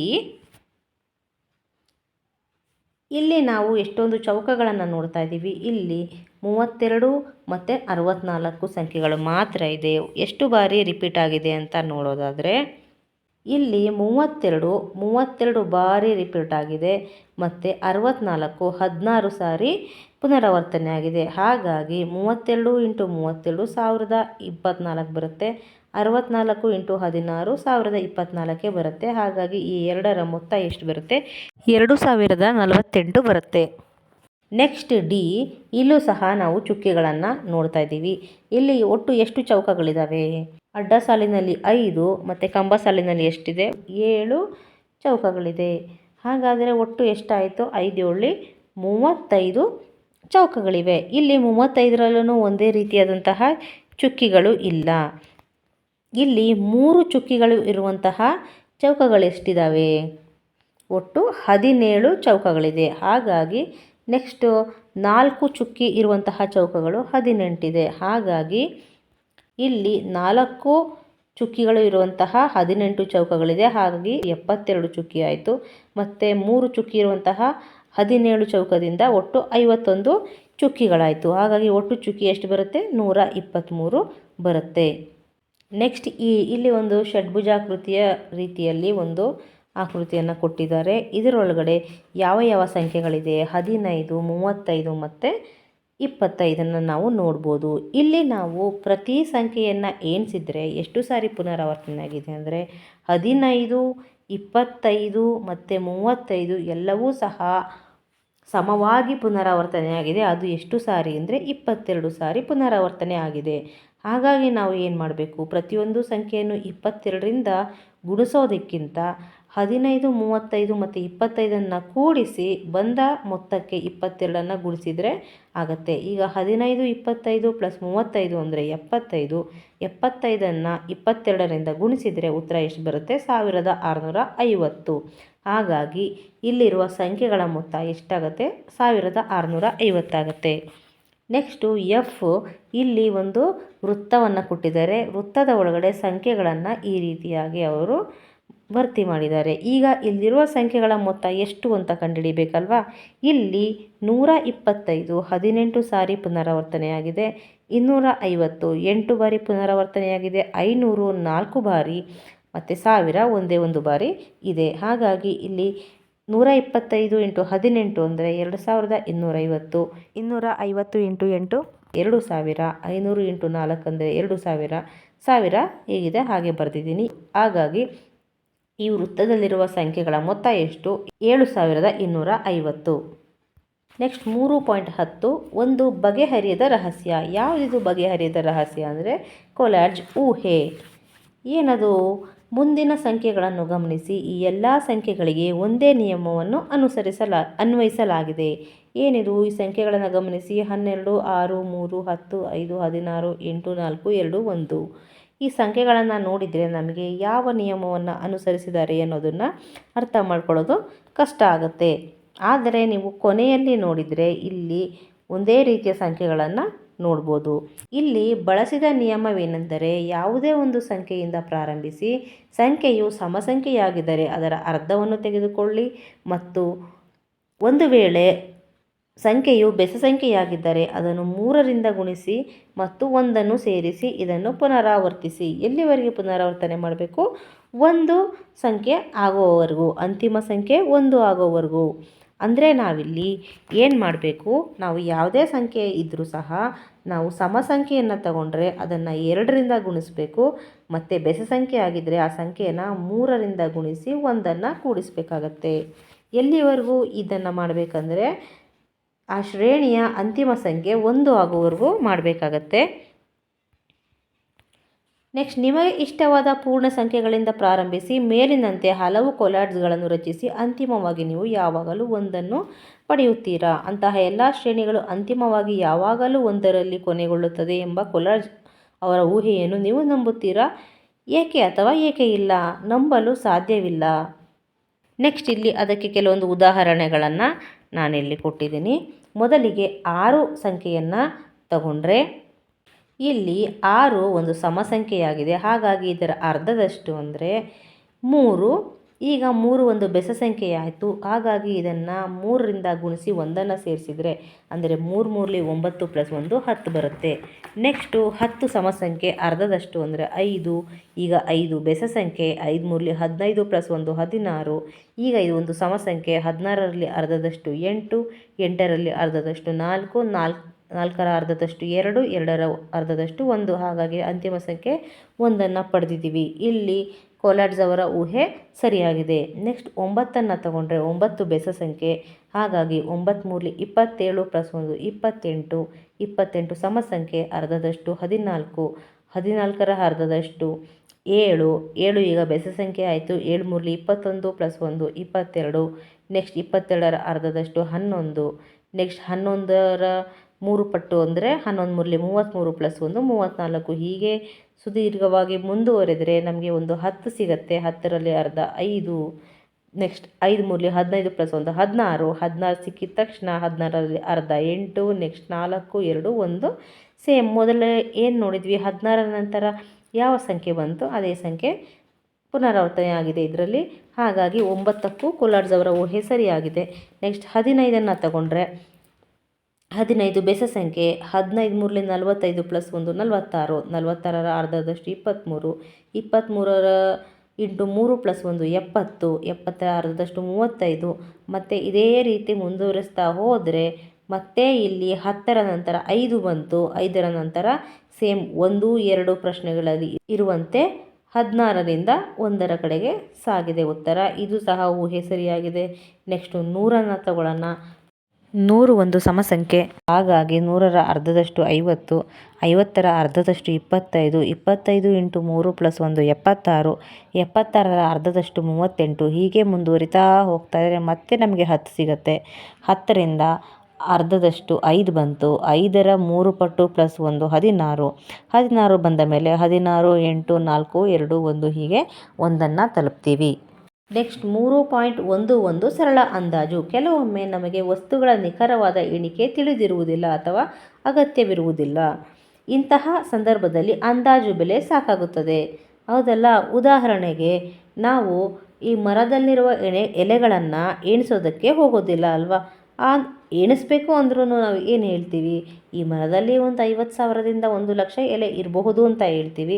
ಯಾಕಂದರೆ ಅದರಿಂದ ನಮಗೆ ಯಾವ ಉಪಯೋಗವೂ ಇಲ್ಲ, ಹಾಗಾಗಿ ಅಷ್ಟು ಆಸಕ್ತಿಯನ್ನು ತೋರಿಸಲ್ಲ. ಇನ್ನೊಂದು ಉದಾಹರಣೆ ಏನಂದರೆ, ನೆಕ್ಸ್ಟ್ ಪರೋಮಿತಾಳ ತರಗತಿಯ ವಿಭಾಗದಲ್ಲಿ 32 ಮಕ್ಕಳಿದ್ದಾರೆ. ಆಕೆಯ ತರಗತಿಯ ಇತರ 2 ವಿಭಾಗಗಳಲ್ಲಿ 29 ಮತ್ತು 35 ಮಕ್ಕಳಿದ್ದಾರೆ. ಆದ್ದರಿಂದ ಅವಳು ತನ್ನ ತರಗತಿಯಲ್ಲಿನ ಮಕ್ಕಳ ಸಂಖ್ಯೆ ಸುಮಾರು 100 ಎಂದು ಅಂದಾಜಿಸಿದ್ದಾಳೆ. ಈಗ ಪರೋಮಿತಾ ಏನಿದ್ದಾಳೆ, ಅವಳ ವಿಭಾಗದಲ್ಲಿ 32 ಮಕ್ಕಳಿದ್ದಾರೆ. ಆದರೆ ಅದೇ ತರಗತಿಯಲ್ಲಿ ಇನ್ನೂ 2 ವಿಭಾಗ ಇರೋದ್ರಿಂದ ಅಲ್ಲಿ 29 ಮತ್ತು 35 ಮಕ್ಕಳಿದ್ದಾರೆ. ಆದ್ದರಿಂದ ಅವಳು ಏನು ಮಾಡ್ತಾ ಇದ್ದಾಳೆ, ಸರಾಸರಿಯಾಗಿ ಅವಳು ಒಟ್ಟು 3 ವಿಭಾಗದಿಂದ 100 ಮಕ್ಕಳು ಇರಬಹುದು ಅಂತ ಅಂದಾಜು ಮಾಡ್ತಾ ಇದ್ದಾಳೆ. ಈಗ 6ನೇ ತರಗತಿ ಜೊತೆಗೆ ಅವಳ ಶಾಲೆಯಲ್ಲಿ 7ರಿಂದ 10ನೇ ತರಗತಿಗಳೂ ಇವೆ ಮತ್ತು ಪ್ರತಿ ತರಗತಿಯು 3 ವಿಭಾಗಗಳನ್ನು ಹೊಂದಿವೆ. ಅವಳು ಪ್ರತಿ ತರಗತಿಯಲ್ಲಿ ವಿದ್ಯಾರ್ಥಿಗಳ ಸಂಖ್ಯೆ ಒಂದೇ ರೀತಿ ಇದೆ ಎಂದು ಊಹಿಸಿದ್ದಳು. ಮತ್ತು ಅವಳು ಈಗಲೂ ಸಹ ಅಂದಾಜು ಮಾಡ್ತಾ ಇದ್ದಾಳೆ, ತನ್ನ ತರಗತಿಯಲ್ಲೇ 100 ಇರೋ ಥರ 7ರಿಂದ 10ನೇ ತರಗತಿಯವರೆಗೂ ಸಹ ಪ್ರತಿ ತರಗತಿಯಲ್ಲಿ 100 ವಿದ್ಯಾರ್ಥಿ ಇರ್ಬೋದು. ಯಾಕೆಂದರೆ ಅಲ್ಲಿ 3 ವಿಭಾಗಗಳು ಇದೆ. ಹಾಗಾಗಿ ಅವಳು ಅಂದಾಜಿಸ್ತಾ ಇದ್ದಾಳೆ, ಒಟ್ಟು ಅವರ ಶಾಲೆಯಲ್ಲಿರುವ ವಿದ್ಯಾರ್ಥಿಗಳ ಸಂಖ್ಯೆ 500 ಇರಬಹುದು ಅಂತ ಊಹೆ ಮಾಡ್ತಾ ಇದ್ದಾಳೆ. ಇದನ್ನು ನಾವು ಈ ರೀತಿಯಾಗಿ ಯೋಚಿಸೋದನ್ನು ನಾವು ಸರಳ ಅಂದಾಜು ಅಂತ ಕರಿತೀವಿ. ಈಗ ಲೆಕ್ಕಾಚಾರ ಮಾಡಿ ನಾವು ಕೆಲವು ಸರಳ ಅಂದಾಜುಗಳನ್ನು ಮಾಡೋಣ. ಇದು ಒಂದು ಮೋಜಿನ ಅಭ್ಯಾಸವಾಗಿದೆ ಮತ್ತು ನಮ್ಮ ಸುತ್ತಮುತ್ತಲಿನ ಬಗೆಯ ಸಂಖ್ಯೆಗಳನ್ನು ತಿಳಿದುಕೊಳ್ಳುವುದು ವಿನೋದಮಯವಾಗಿದೆ ಎಂಬುದನ್ನು ನೀವು ಕಂಡುಕೊಳ್ಳುವಿರಿ. ಈ ಮುಂದಿನ ಪ್ರಶ್ನೆಗಳಿಗೆ ಉತ್ತರವು ನಿಖರವಾದ ಸಂಖ್ಯೆಯಾಗಿರಬೇಕು ಎಂಬುದರಲ್ಲಿ ನಮಗೆ ಆಸಕ್ತಿ ಇಲ್ಲ. ಅಂದರೆ ಇದು ಉತ್ತರ ನಿಖರವಾಗಿರಬೇಕು ಅನ್ನೋದೇನಿಲ್ಲ. ನೀವು ಅಂದಾಜಿಸಿರುವ ವಿಧಾನಗಳನ್ನು ತರಗತಿಯಲ್ಲಿ ಹಂಚಿಕೊಳ್ಳಿ. ಇಲ್ಲಿ ಕೆಲವೊಂದು ಪ್ರಶ್ನೆ ಇದೆ, ಇದಕ್ಕೆ ನಾವು ಅಂದಾಜಿಸಿ ಉತ್ತರವನ್ನು ಹೇಳಿದರೆ ಸಾಕು. ಮತ್ತು ಇದು ನಿಖರವಾದ ಉತ್ತರ ಅಲ್ಲ, ಒಬ್ಬೊಬ್ಬರಿಗೆ ಒಂದೊಂದು ರೀತಿಯಲ್ಲಿ ಬರುತ್ತೆ. ಏಕೆಂದರೆ ಒಂದು ಸ್ಥಳದಿಂದ ಸ್ಥಳಕ್ಕೆ ಏನಾಗಿದೆ, ಅಳತೆ ಬದಲಾಗ್ತಾ ಇರುತ್ತೆ. ಮುಂದಿನ ಸಂದರ್ಭದಲ್ಲಿ ನೀವು ನಡೆಯುವ ಹೆಜ್ಜೆಗಳ ಸಂಖ್ಯೆಯನ್ನು ತಿಳಿಸಿ. ನೀವು ಕುಳಿತಿರುವ ಸ್ಥಳದಿಂದ ತರಗತಿಯ ಬಾಗಿಲಿಗೆ. ಇಲ್ಲಿ ಒಂದೊಂದು ಶಾಲೆಯಲ್ಲಿ ತರಗತಿಯ ಅಳತೆ ಬೇರೆ ಬೇರೆ ರೀತಿಯಲ್ಲಿ ಇರುತ್ತೆ, ಹಾಗಾಗಿ ಉತ್ತರ ಒಂದೇ ಇರುತ್ತೆ ಅಂತ ಹೇಳೋಕ್ಕಾಗಲ್ಲ. ನಾನು ಈಗ ನನ್ನ ಶಾಲೆಯನ್ನು ನೆನಪಿನಲ್ಲಿ ಇಟ್ಕೊಂಡು ಅಂದಾಜು ಮಾಡ್ತಾಯಿದ್ದೀನಿ. ನೀವು ಕುಳಿತಿರುವ ಸ್ಥಳದಲ್ಲಿ ತರಗತಿಯ ಬಾಗಿಲಿಗೆ ಎಷ್ಟು ಹೆಜ್ಜೆ ಇದೆ, 20 ಹೆಜ್ಜೆ ಆಗ್ಬೋದು. ನೆಕ್ಸ್ಟ್ ಶಾಲೆಯ ಮೈದಾನವನ್ನು ಒಂದು ಸುತ್ತಲು 500 ಹೆಜ್ಜೆ ಆಗ್ಬೋದು. ನಿಮ್ಮ ತರಗತಿಯ ಬಾಗಿಲಿನಿಂದ ಶಾಲೆಯ ಗೇಟಿಗೆ 100 ಹೆಜ್ಜೆ ಆಗ್ಬೋದು. ನಿಮ್ಮ ಶಾಲೆಯಿಂದ ನಿಮ್ಮ ಮನೆಗೆ 2000 ಹೆಜ್ಜೆಗಳು ಆಗ್ಬೋದು. ನೆಕ್ಸ್ಟ್ 2ನೇ ಪ್ರಶ್ನೆ, ನಿಮ್ಮ ಕಣ್ಣುಗಳನ್ನು ನೀವು ಎಷ್ಟು ಬಾರಿ ಮಿಟುಕಿಸುತ್ತೀರಿ ಅಥವಾ ಎಷ್ಟು ಬಾರಿ ಉಸಿರಾಡುತ್ತೀರಿ? ಈಗ ಎಷ್ಟು ಬಾರಿ ಕಣ್ಣು ಮಿಟುಕಿಸುತ್ತೀವಿ ಅನ್ನೋದನ್ನು ನೋಡೋಣ. 1 ನಿಮಿಷದಲ್ಲಿ 10 ಸಾರಿ ಕಣ್ಣು ಮಿಟುಕಿಸ್ಬೋದು. 1 ಗಂಟೆಯಲ್ಲಿ ಎಷ್ಟು? ಈಗ 1 ನಿಮಿಷಕ್ಕೆ 10 ಬಾರಿ ಆದರೆ 1 ಗಂಟೆಯಲ್ಲಿ 600 ಸಾರಿ ಕಣ್ಣು ಮಿಟುಕಿಸ್ಬೋದು. 1 ದಿನದಲ್ಲಿ ಎಷ್ಟು ಆಗಿದರೆ 14,400 ಬಾರಿ ಕಣ್ಣು ಮಿಟುಕಿಸ್ಬೋದು. ಇದು ಒಂದು ಅಂದಾಜು ಲೆಕ್ಕ. 3ನೇ ಪ್ರಶ್ನೆ, ಕೆಲವು ಸಾವಿರ ಸಂಖ್ಯೆಯಲ್ಲಿರುವ ನಿಮ್ಮ ಸುತ್ತಮುತ್ತಲಿನ ಕೆಲವು ವಸ್ತುಗಳನ್ನು ಹೆಸರಿಸಿ.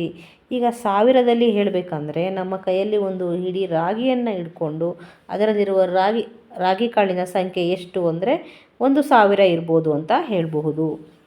ನೆಕ್ಸ್ಟ್ ಬಿ, 10,000ಕ್ಕಿಂತಲೂ ಹೆಚ್ಚಿನ ಸಂಖ್ಯೆಯಲ್ಲಿ ಇರುವ ನಿಮ್ಮ ಸುತ್ತಮುತ್ತಲಿನ ಕೆಲವು ವಸ್ತುಗಳನ್ನು ಹೆಸರಿಸಿ. ಈಗ ಒಂದು ಮರವನ್ನು ತಗೊಂಡು ಮರದಲ್ಲಿ ಎಷ್ಟು ಎಲೆ ಇರಬಹುದು ಅಂತ ಹೇಳಿದರೆ ಒಂದು 10,000ಕ್ಕಿಂತ ಜಾಸ್ತಿ ಎಲೆ ಇರಬಹುದು ಅಂತ ಹೇಳ್ಬೋದು. ಅಂದರೆ ಒಂದು ಚಿಕ್ಕ ಮರ ಆಗಿದ್ದರೆ 10,000ದಷ್ಟು ಎಲೆ ಇರ್ಬೋದು, ದೊಡ್ಡ ಮರದಲ್ಲಾದರೆ ಲಕ್ಷಾಂತರ ಎಲೆಗಳಿರ್ತವೆ. ನೆಕ್ಸ್ಟ್ ಉತ್ತರವನ್ನು ಅಂದಾಜು ಮಾಡಿ. ಇಲ್ಲಿ ಉತ್ತರವನ್ನು ಅಂದಾಜು ಮಾಡಬೇಕು. 30 ಸೆಕೆಂಡುಗಳಲ್ಲಿ ಉತ್ತರವನ್ನು ಊಹಿಸಲು ಪ್ರಯತ್ನಿಸಿ. ನೀವು ಊಹಿಸಿದ ಉತ್ತರವನ್ನು ನಿಮ್ಮ ಸಹಪಾಠಿಗಳೊಂದಿಗೆ ಪರಿಶೀಲಿಸಿ. ಮೊದಲಿಗೆ ನಿಮ್ಮ ಗಣಿತ ಪಠ್ಯ ಪುಸ್ತಕದಲ್ಲಿರುವ ಪದಗಳ ಸಂಖ್ಯೆ ಎಷ್ಟಿದೆ? 5,000ಕ್ಕಿಂತ ಹೆಚ್ಚು, ಕಡಿಮೆ? ಖಂಡಿತವಾಗಲೂ 5,000ಕ್ಕಿಂತ ಹೆಚ್ಚು ಇದೆ. ನೆಕ್ಸ್ಟ್ ಬಸ್ನಲ್ಲಿ ಪ್ರಯಾಣಿಸಿ ಶಾಲೆಗೆ ಬರುವ ವಿದ್ಯಾರ್ಥಿಗಳ ಸಂಖ್ಯೆ 200ಕ್ಕಿಂತ ಹೆಚ್ಚು ಅಥವಾ 200ಕ್ಕಿಂತ ಕಡಿಮೆ? ಇದು ನನ್ನ ಶಾಲೆಯನ್ನು ಗಮನದಲ್ಲಿ ಇಟ್ಕೊಂಡು ಕೊಡ್ತಾ ಇರೋ ಉತ್ತರ. ಇದು 200ಕ್ಕಿಂತ ಕಡಿಮೆ. ನಿಮ್ಮ ಶಾಲೆಯಲ್ಲಿ 200ಕ್ಕಿಂತ ಹೆಚ್ಚು ಸಹ ಇರಬಹುದು. ನೆಕ್ಸ್ಟ್ 3ನೇ ಪ್ರಶ್ನೆ, 5 ಜನರಿಗೆ ಸಾಕಾಗುವಷ್ಟು ಹಣ್ಣಿನ ಕಸ್ಟರ್ಡ್ ಮಾಡಲು ರೋಷನ್ ಹಾಲು ಮತ್ತು 3 ಬಗೆಯ ಹಣ್ಣುಗಳನ್ನು ಖರೀದಿಸಲು ಬಯಸುತ್ತಾನೆ. ಇದರ ಬೆಲೆ 100 ರು ಆಗಬಹುದು ಎಂದು ಅವನು ಅಂದಾಜಿಸುತ್ತಾನೆ. ನೀವು ಅವನ ಮಾತನ್ನು ಒಪ್ಪುತ್ತೀರಾ? ಹೌದು ಅಥವಾ ಏಕೆ ಇಲ್ಲ? ಹೌದು, ಒಪ್ಪುತ್ತೀನಿ. ನೆಕ್ಸ್ಟು, ಗಾಂಧಿನಗರ ಮತ್ತು ಕೊಹಿಮಾ ನಡುವಿನ ದೂರವನ್ನು ಅಂದಾಜು ಮಾಡಿ. ಇಲ್ಲಿ ಅಂದಾಜು 3000 ಕಿಲೋಮೀಟರ್ ಇರಬಹುದು ಅಂತ ನಾವು ಅಂದಾಜು ಮಾಡಬಹುದು.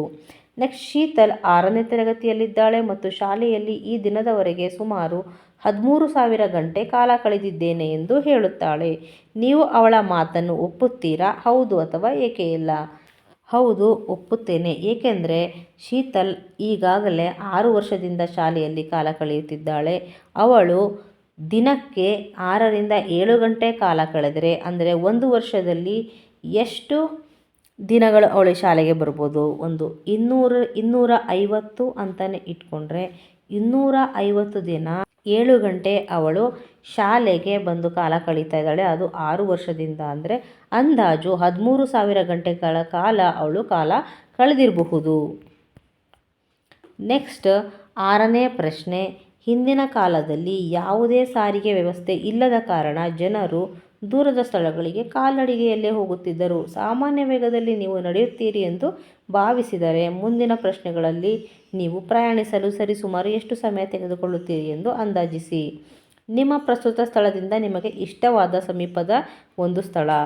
ಈಗ ನಮಗೆ ಇಷ್ಟವಾದ ಸ್ಥಳ ಒಬ್ಬೊಬ್ಬರಿಗೆ ಒಂದೊಂದು ದೂರದಲ್ಲಿರುತ್ತೆ. ಹಾಗಾಗಿ ಇದು ನನಗೆ ನನ್ನ ಅನಿಸಿಕೆ ಪ್ರಕಾರ ಕೊಡ್ತಾ ಇರೋಂಥ ಉತ್ತರ 1 ದಿನ. ನಿಮಗೆ ಉತ್ತರ ಇದು ಬೇರೆ ಆದರೂ ಆಗಿರ್ಬೋದು. ನಿಮ್ಮ ಪ್ರಸ್ತುತ ಸ್ಥಳದಿಂದ ಯಾವುದೇ ನೆರೆಯ ರಾಜ್ಯದ ರಾಜಧಾನಿ. ಈಗ ಸದ್ಯಕ್ಕೆ ನಾವು ಕರ್ನಾಟಕದಲ್ಲಿ ಇರೋದರಿಂದ ನೆರೆಯ ರಾಜ್ಯ ತಮಿಳುನಾಡು ಅಂತ ತಗೊಂಡ್ರೆ ತಮಿಳುನಾಡಿನ ರಾಜಧಾನಿ ಯಾವುದು? ಚೆನ್ನೈ. ಈಗ ಬೆಂಗಳೂರಿಂದ ಚೆನ್ನೈಗೆ ನಾವು 5ರಿಂದ 6 ದಿನಗಳಲ್ಲಿ ನಡ್ಕೊಂಡು ಹೋಗಬಹುದು ಅಂತ ನಾನು ಭಾವಿಸ್ತಾ ಇದ್ದೀನಿ. ನೆಕ್ಸ್ಟು ಸಿ, ಭಾರತದ ದಕ್ಷಿಣದ ತುದಿಯಿಂದ ಭಾರತದ ಉತ್ತರ ತುದಿಗೆ ಇರುವಂತಹ ದೂರ ಎಷ್ಟು? ಇದು ಉತ್ತರ ಧ್ರುವದಿಂದ ದಕ್ಷಿಣ ಧ್ರುವಕ್ಕೆ ತಲುಪಬೇಕಂದ್ರೆ ಬಹಳಷ್ಟು ದಿನ ಬೇಕಾಗುತ್ತೆ. ಹಾಗಾಗಿ ನಾನು 50ರಿಂದ 60 ದಿನ ಆಗಬಹುದು ಅಂತ ಊಹೆ ಮಾಡ್ತಾ ಇದ್ದೀನಿ. ನೆಕ್ಸ್ಟ್, 7ನೇ ಪ್ರಶ್ನೆ. ಈ ರೀತಿಯ ಕೆಲವು ಅಂದಾಜಿಸುವ ಪ್ರಶ್ನೆಗಳನ್ನು ರಚಿಸಿ ಮತ್ತು ನಿಮ್ಮ ಸಹಪಾಠಿಗಳಿಗೆ ಸವಾಲು ಹಾಕಿ. ಈ ರೀತಿಯ ಪ್ರಶ್ನೆಗಳನ್ನು ನಾವು ರಚಿಸಿ ಪ್ರಶ್ನೆಗಳನ್ನು ಮಕ್ಕಳಲ್ಲಿ ಒಬ್ಬರಿಂದ ಒಬ್ಬರಿಗೆ ಕೇಳಿಸಲು ಅವಕಾಶವನ್ನು ಕೊಡಬೇಕಾಗತ್ತೆ. ನೆಕ್ಸ್ಟ್, 3.12 ಆಟಗಳು ಮತ್ತು ಗೆಲ್ಲುವ ತಂತ್ರಗಳು. ಏನಿದು ಆಟಗಳು ಮತ್ತು ಗೆಲ್ಲುವ ತಂತ್ರಗಳು? ಆಟಗಳನ್ನು ಆಡಲು ಮತ್ತು ಗೆಲ್ಲುವ ತಂತ್ರಗಳನ್ನು ಅಭಿವೃದ್ಧಿಪಡಿಸಲು ಸಂಖ್ಯೆಗಳನ್ನು ಸಹ ಬಳಸಬಹುದು. ಈಗ ಸಂಖ್ಯೆಯನ್ನು ಬಳಸಿ ನಾವು ಆಟ ಆಡಬೇಕಾದ್ರೆ ನಾವು ಸಂಖ್ಯೆಗಳಿಂದನೇ ಕೆಲವು ತಂತ್ರಗಳನ್ನು ಮಾಡಿದರೆ ನಾವು ಆಟದಲ್ಲಿ ಗೆಲುವನ್ನು ಸಾಧಿಸ್ಬೋದು. ಇಲ್ಲೊಂದು ಆಟ ಇದೆ. 21 ಎಂದು ಕರೆಯುವ ಒಂದು ಪ್ರಸಿದ್ಧ ಆಟ ಇಲ್ಲಿದೆ. ಈ ಆಟವನ್ನು ಒಬ್ಬ ಸಹಪಾಠಿಯೊಂದಿಗೆ ಆಡಿ ನಂತರ ಅದನ್ನು ಮನೆಯಲ್ಲಿ ನಿಮ್ಮ ಕುಟುಂಬದವರೊಂದಿಗೆ ಆಡಲು ಪ್ರಯತ್ನಿಸಿ. ಅಂದರೆ ಇದು ಇಬ್ಬರು ವಿದ್ಯಾರ್ಥಿಗಳು ಆಡುವಂತಹ ಆಟ. ಈ ಆಟ ಒಂದರ ನಿಯಮವನ್ನು ನೋಡಿದರೆ ಮೊದಲ ಆಟಗಾರ 1, 2 ಅಥವಾ 3 ಎಂದು ಹೇಳುತ್ತಾನೆ. ನಂತರ ಆಟಗಾರ ಏನು ಮಾಡಬೇಕು? ಮೊದಲ ಆಟಗಾರ ಹೇಳಿದ ಸಂಖ್ಯೆಗೆ 1, 2 ಅಥವಾ 3 ಕೂಡಿಸ್ತಾ ಹೋಗಬೇಕಾಗತ್ತೆ. ಇದೇ ಥರ ಮುಂದುವರಿಸ್ತಾ ಹೋಗಿ ಮೊದಲು 21 ಯಾರು ತಲುಪ್ತಾರೆ ಅವರು ಈ ಆಟದ ವಿಜೇತರಾಗ್ತಾರೆ. ಆಟವನ್ನು ಸರಿಯಾಗಿ ಆಡಿದರೆ ಯಾವ ಆಟಗಾರ ಯಾವಾಗಲೂ ಗೆಲ್ಲಬಹುದು. ವಿಜೇತ ಆಟಗಾರನು ಹೇಳಬೇಕಾದ ಸಂಖ್ಯೆಗಳ ವಿನ್ಯಾಸ ಏನು? ಇಲ್ಲಿ ಗೆಲ್ಲುವ ತಂತ್ರ ಒಂದು ಇದೆ. ಅದು ಏನಪ್ಪ ಅಂದರೆ ಎದುರಾಳಿ ಹೇಳಿದ ಸಂಖ್ಯೆಗೆ ಮೊತ್ತ 6, 10, 14, 18 ಆಗುವಂತೆ ಆಟಗಾರ ಸಂಖ್ಯೆಯನ್ನು ಕೂಡಿಸಿದರೆ ಅವನು 21 ಯಾವಾಗಲೂ ತಲುಪ್ತಾನೆ. ಹಾಗಾಗಿ ಅವನು ಆಟವನ್ನು ಗೆಲ್ತಾನೆ. ನೆಕ್ಸ್ಟು 2ನೇ ಆಟ. ಅದನ್ನೇ ನಾವು ಮಾರ್ಪಾಡು ಮಾಡಿದರೆ ಮೊದಲ ಆಟವನ್ನು ಮಾರ್ಪಾಡು ಮಾಡಿದರೆ 2ನೇ ಆಟದ ನಿಯಮ ಏನಾಗುತ್ತೆ? ಮೊದಲ ಆಟಗಾರ 1ರಿಂದ 10ರವರೆಗೆ ಯಾವುದೇ ಸಂಖ್ಯೆಯನ್ನು ಹೇಳಬೇಕು. ನಂತರ ಇಬ್ಬರು ಆಟಗಾರರು ಸರದಿಯಲ್ಲಿ 1ರಿಂದ 10ರ ನಡುವಿನ ಯಾವುದಾದ್ರೂ ಸಂಖ್ಯೆಯನ್ನು ಹೇಳಿ ಹಿಂದಿನ ಸಂಖ್ಯೆಗೆ ಸೇರಿಸ್ತಾ ಹೋಗಬೇಕು. ಯಾವ ಆಟಗಾರ 99 ತಲುಪ್ತಾನೆ ಅವನು ಆಟವನ್ನು ಗೆಲ್ತಾನೆ. ಇಲ್ಲೂ ಸಹ ಒಂದು ಕಾರ್ಯತಂತ್ರ ಇದೆ. ಅದನ್ನು ನೀವು ಯೋಚನೆ ಮಾಡ್ತಾಯಿರಿ. ನಿಮ್ಮ ಸಹಪಾಠಿಯೊಂದಿಗೆ ಹಲವು ಬಾರಿ ಈ ಆಟವನ್ನು ಆಡಿ ಈ ಸಂದರ್ಭಕ್ಕೆ ಅನುಗುಣವಾದ ಗೆಲುವಿನ ತಂತ್ರವನ್ನು ನೀವು ಲೆಕ್ಕಾಚಾರ ಮಾಡಬಹುದೇ ಎಂಬುದನ್ನು ಗಮನಿಸಿ. ಯಾವ ಆಟಗಾರನು ಯಾವಾಗಲೂ ಗೆಲ್ಲಬಹುದು? ಈ ಸಮಯದಲ್ಲಿ ಆಟದ ವಿಜೇತ ಆಟಗಾರನು ಹೇಳಬೇಕಾದ ಸಂಖ್ಯೆಗಳ ವಿನ್ಯಾಸ ಏನು? ಹೌದು, ಇಲ್ಲಿ ಕೆಲವೊಂದು ವಿನ್ಯಾಸದೊಂದಿಗೆ ಆಟಗಾರ ಸಂಖ್ಯೆಯನ್ನು ಹೇಳಿದರೆ ಅವನೇ ಗೆಲ್ತಾ ಹೋಗ್ತಾನೆ. ಪ್ರತಿ ಬಾರಿ ಸಂಖ್ಯೆ 11, 22, 33, 44 ಅಂದರೆ 11ರ ಗುಣಕವನ್ನು ಆಗೋ ಥರ ಹೇಳ್ತಾ ಹೋದರೆ, ಅಂದರೆ ಎದುರಾಳಿ ಆಟಗಾರ ಯಾವ ಸಂಖ್ಯೆ ಹೇಳಿರ್ತಾನೆ ಅವನಿಗೆ ಯಾವ ಸಂಖ್ಯೆಯನ್ನು ಸೇರಿಸ್ಬೇಕಪ್ಪ ಅಂದರೆ ಮೊತ್ತ 11ರ ಗುಣಕ ಆಗುವಂತೆ ಸಂಖ್ಯೆಗಳನ್ನು ಸೇರಿಸ್ತಾ ಹೋದರೆ ಅವನು 99 ಅಂತ ಹೇಳೋದಕ್ಕೆ ಸಾಧ್ಯ ಆಗುತ್ತೆ. ಹಾಗಾಗಿ ಅವನು ಪ್ರತಿ ಬಾರಿ ಗೆಲ್ತಾ ಹೋಗ್ತಾನೆ. ನೆಕ್ಸ್ಟ್ ಈ ಅಧ್ಯಾಯದ ಕೊನೆಯ ಲೆಕ್ಕಾಚಾರ ಮಾಡಿ. ಮೊದಲನೇ ಪ್ರಶ್ನೆ, ಈ ಕೋಷ್ಟಕದಲ್ಲಿ ಕೇವಲ ಒಂದು ಸೂಪರ್ ಸೆಲ್ ಇದೆ. ಒಂದು ವೇಳೆ ನೀವು ಯಾವುದಾದರೂ ಒಂದು ಸಂಖ್ಯೆಯ 2 ಅಂಕಿಗಳನ್ನು ಅದಲು ಬದಲು ಮಾಡಿದರೆ 4 ಸೂಪರ್ ಸೆಲ್ಗಳು ಉಂಟಾಗುತ್ತದೆ. ಯಾವ ಅಂಕಿಗಳನ್ನು ಅದಲು ಬದಲು ಮಾಡಬೇಕೆಂದು ಲೆಕ್ಕಾಚಾರ ಮಾಡಿ. ಅಂದರೆ ಇಲ್ಲಿ ಒಂದು ಕೋಷ್ಟಕವನ್ನು ಕೊಟ್ಟಿದ್ದಾರಲ್ವಾ, ಇಲ್ಲಿ ಒಂದೇ ಒಂದು ಸೂಪರ್ ಸೆಲ್ ಇದೆ. ಇಲ್ಲಿ ಯಾವುದಾದರೂ ಒಂದು ಸಂಖ್ಯೆಯಲ್ಲಿ 2 ಅಂಕಿಗಳನ್ನು ಅದಲು ಬದಲು ಮಾಡಿದರೆ ನಮಗೆ 4 ಸೂಪರ್ ಸೆಲ್ಗಳು ಉಂಟಾಗ್ತವೆ. ಯಾವುದನ್ನು ನಾವು ಅದಲು ಬದಲು ಮಾಡ್ಬೋದು?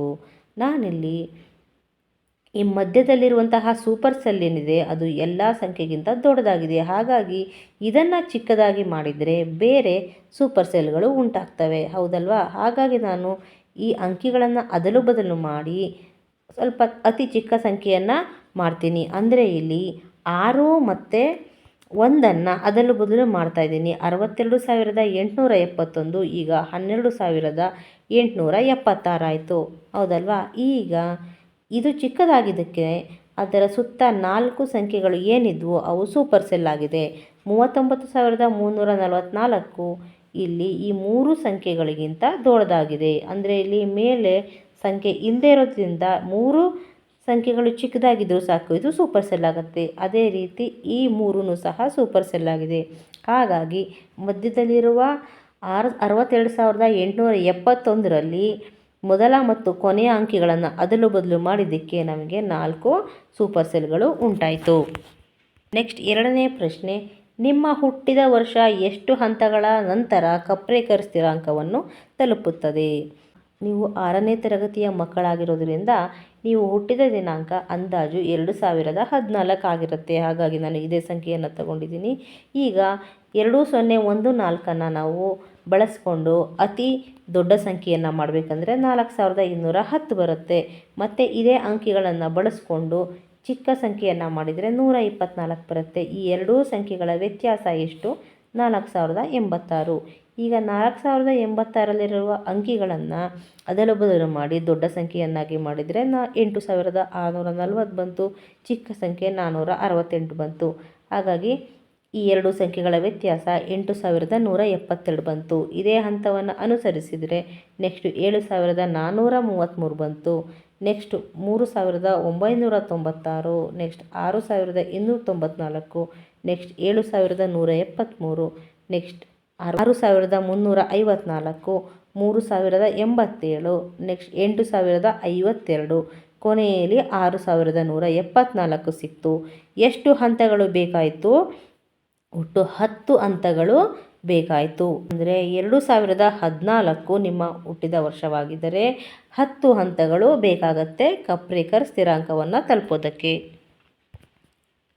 ನೆಕ್ಸ್ಟ್ ಮೂರನೇ ಪ್ರಶ್ನೆ, ನಾವು 35,000 ಮತ್ತು 75,000 ನಡುವಿನ ಕೇವಲ ಬೆಸ ಸಂಖ್ಯೆಗಳನ್ನು ಹೊಂದಿರುವ 5 ಅಂಕಿಗಳ ಸಂಖ್ಯೆಗಳ ಗುಂಪುಗಳಾಗಿದ್ದೇವೆ.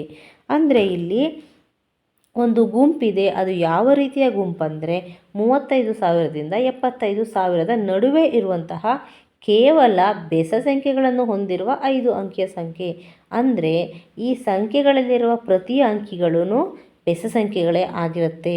ನಮ್ಮ ಗುಂಪಿನಲ್ಲಿರುವ ಅತಿ ದೊಡ್ಡ ಸಂಖ್ಯೆ ಯಾವುದು? ನಮ್ಮ ಗುಂಪಿನಲ್ಲಿರುವ ಅತಿ ಚಿಕ್ಕ ಸಂಖ್ಯೆ ಯಾವುದು? ನಮ್ಮಲ್ಲಿ 50,000ಕ್ಕೆ ಹತ್ತಿರ ಇರುವ ಸಂಖ್ಯೆ ಯಾವುದು?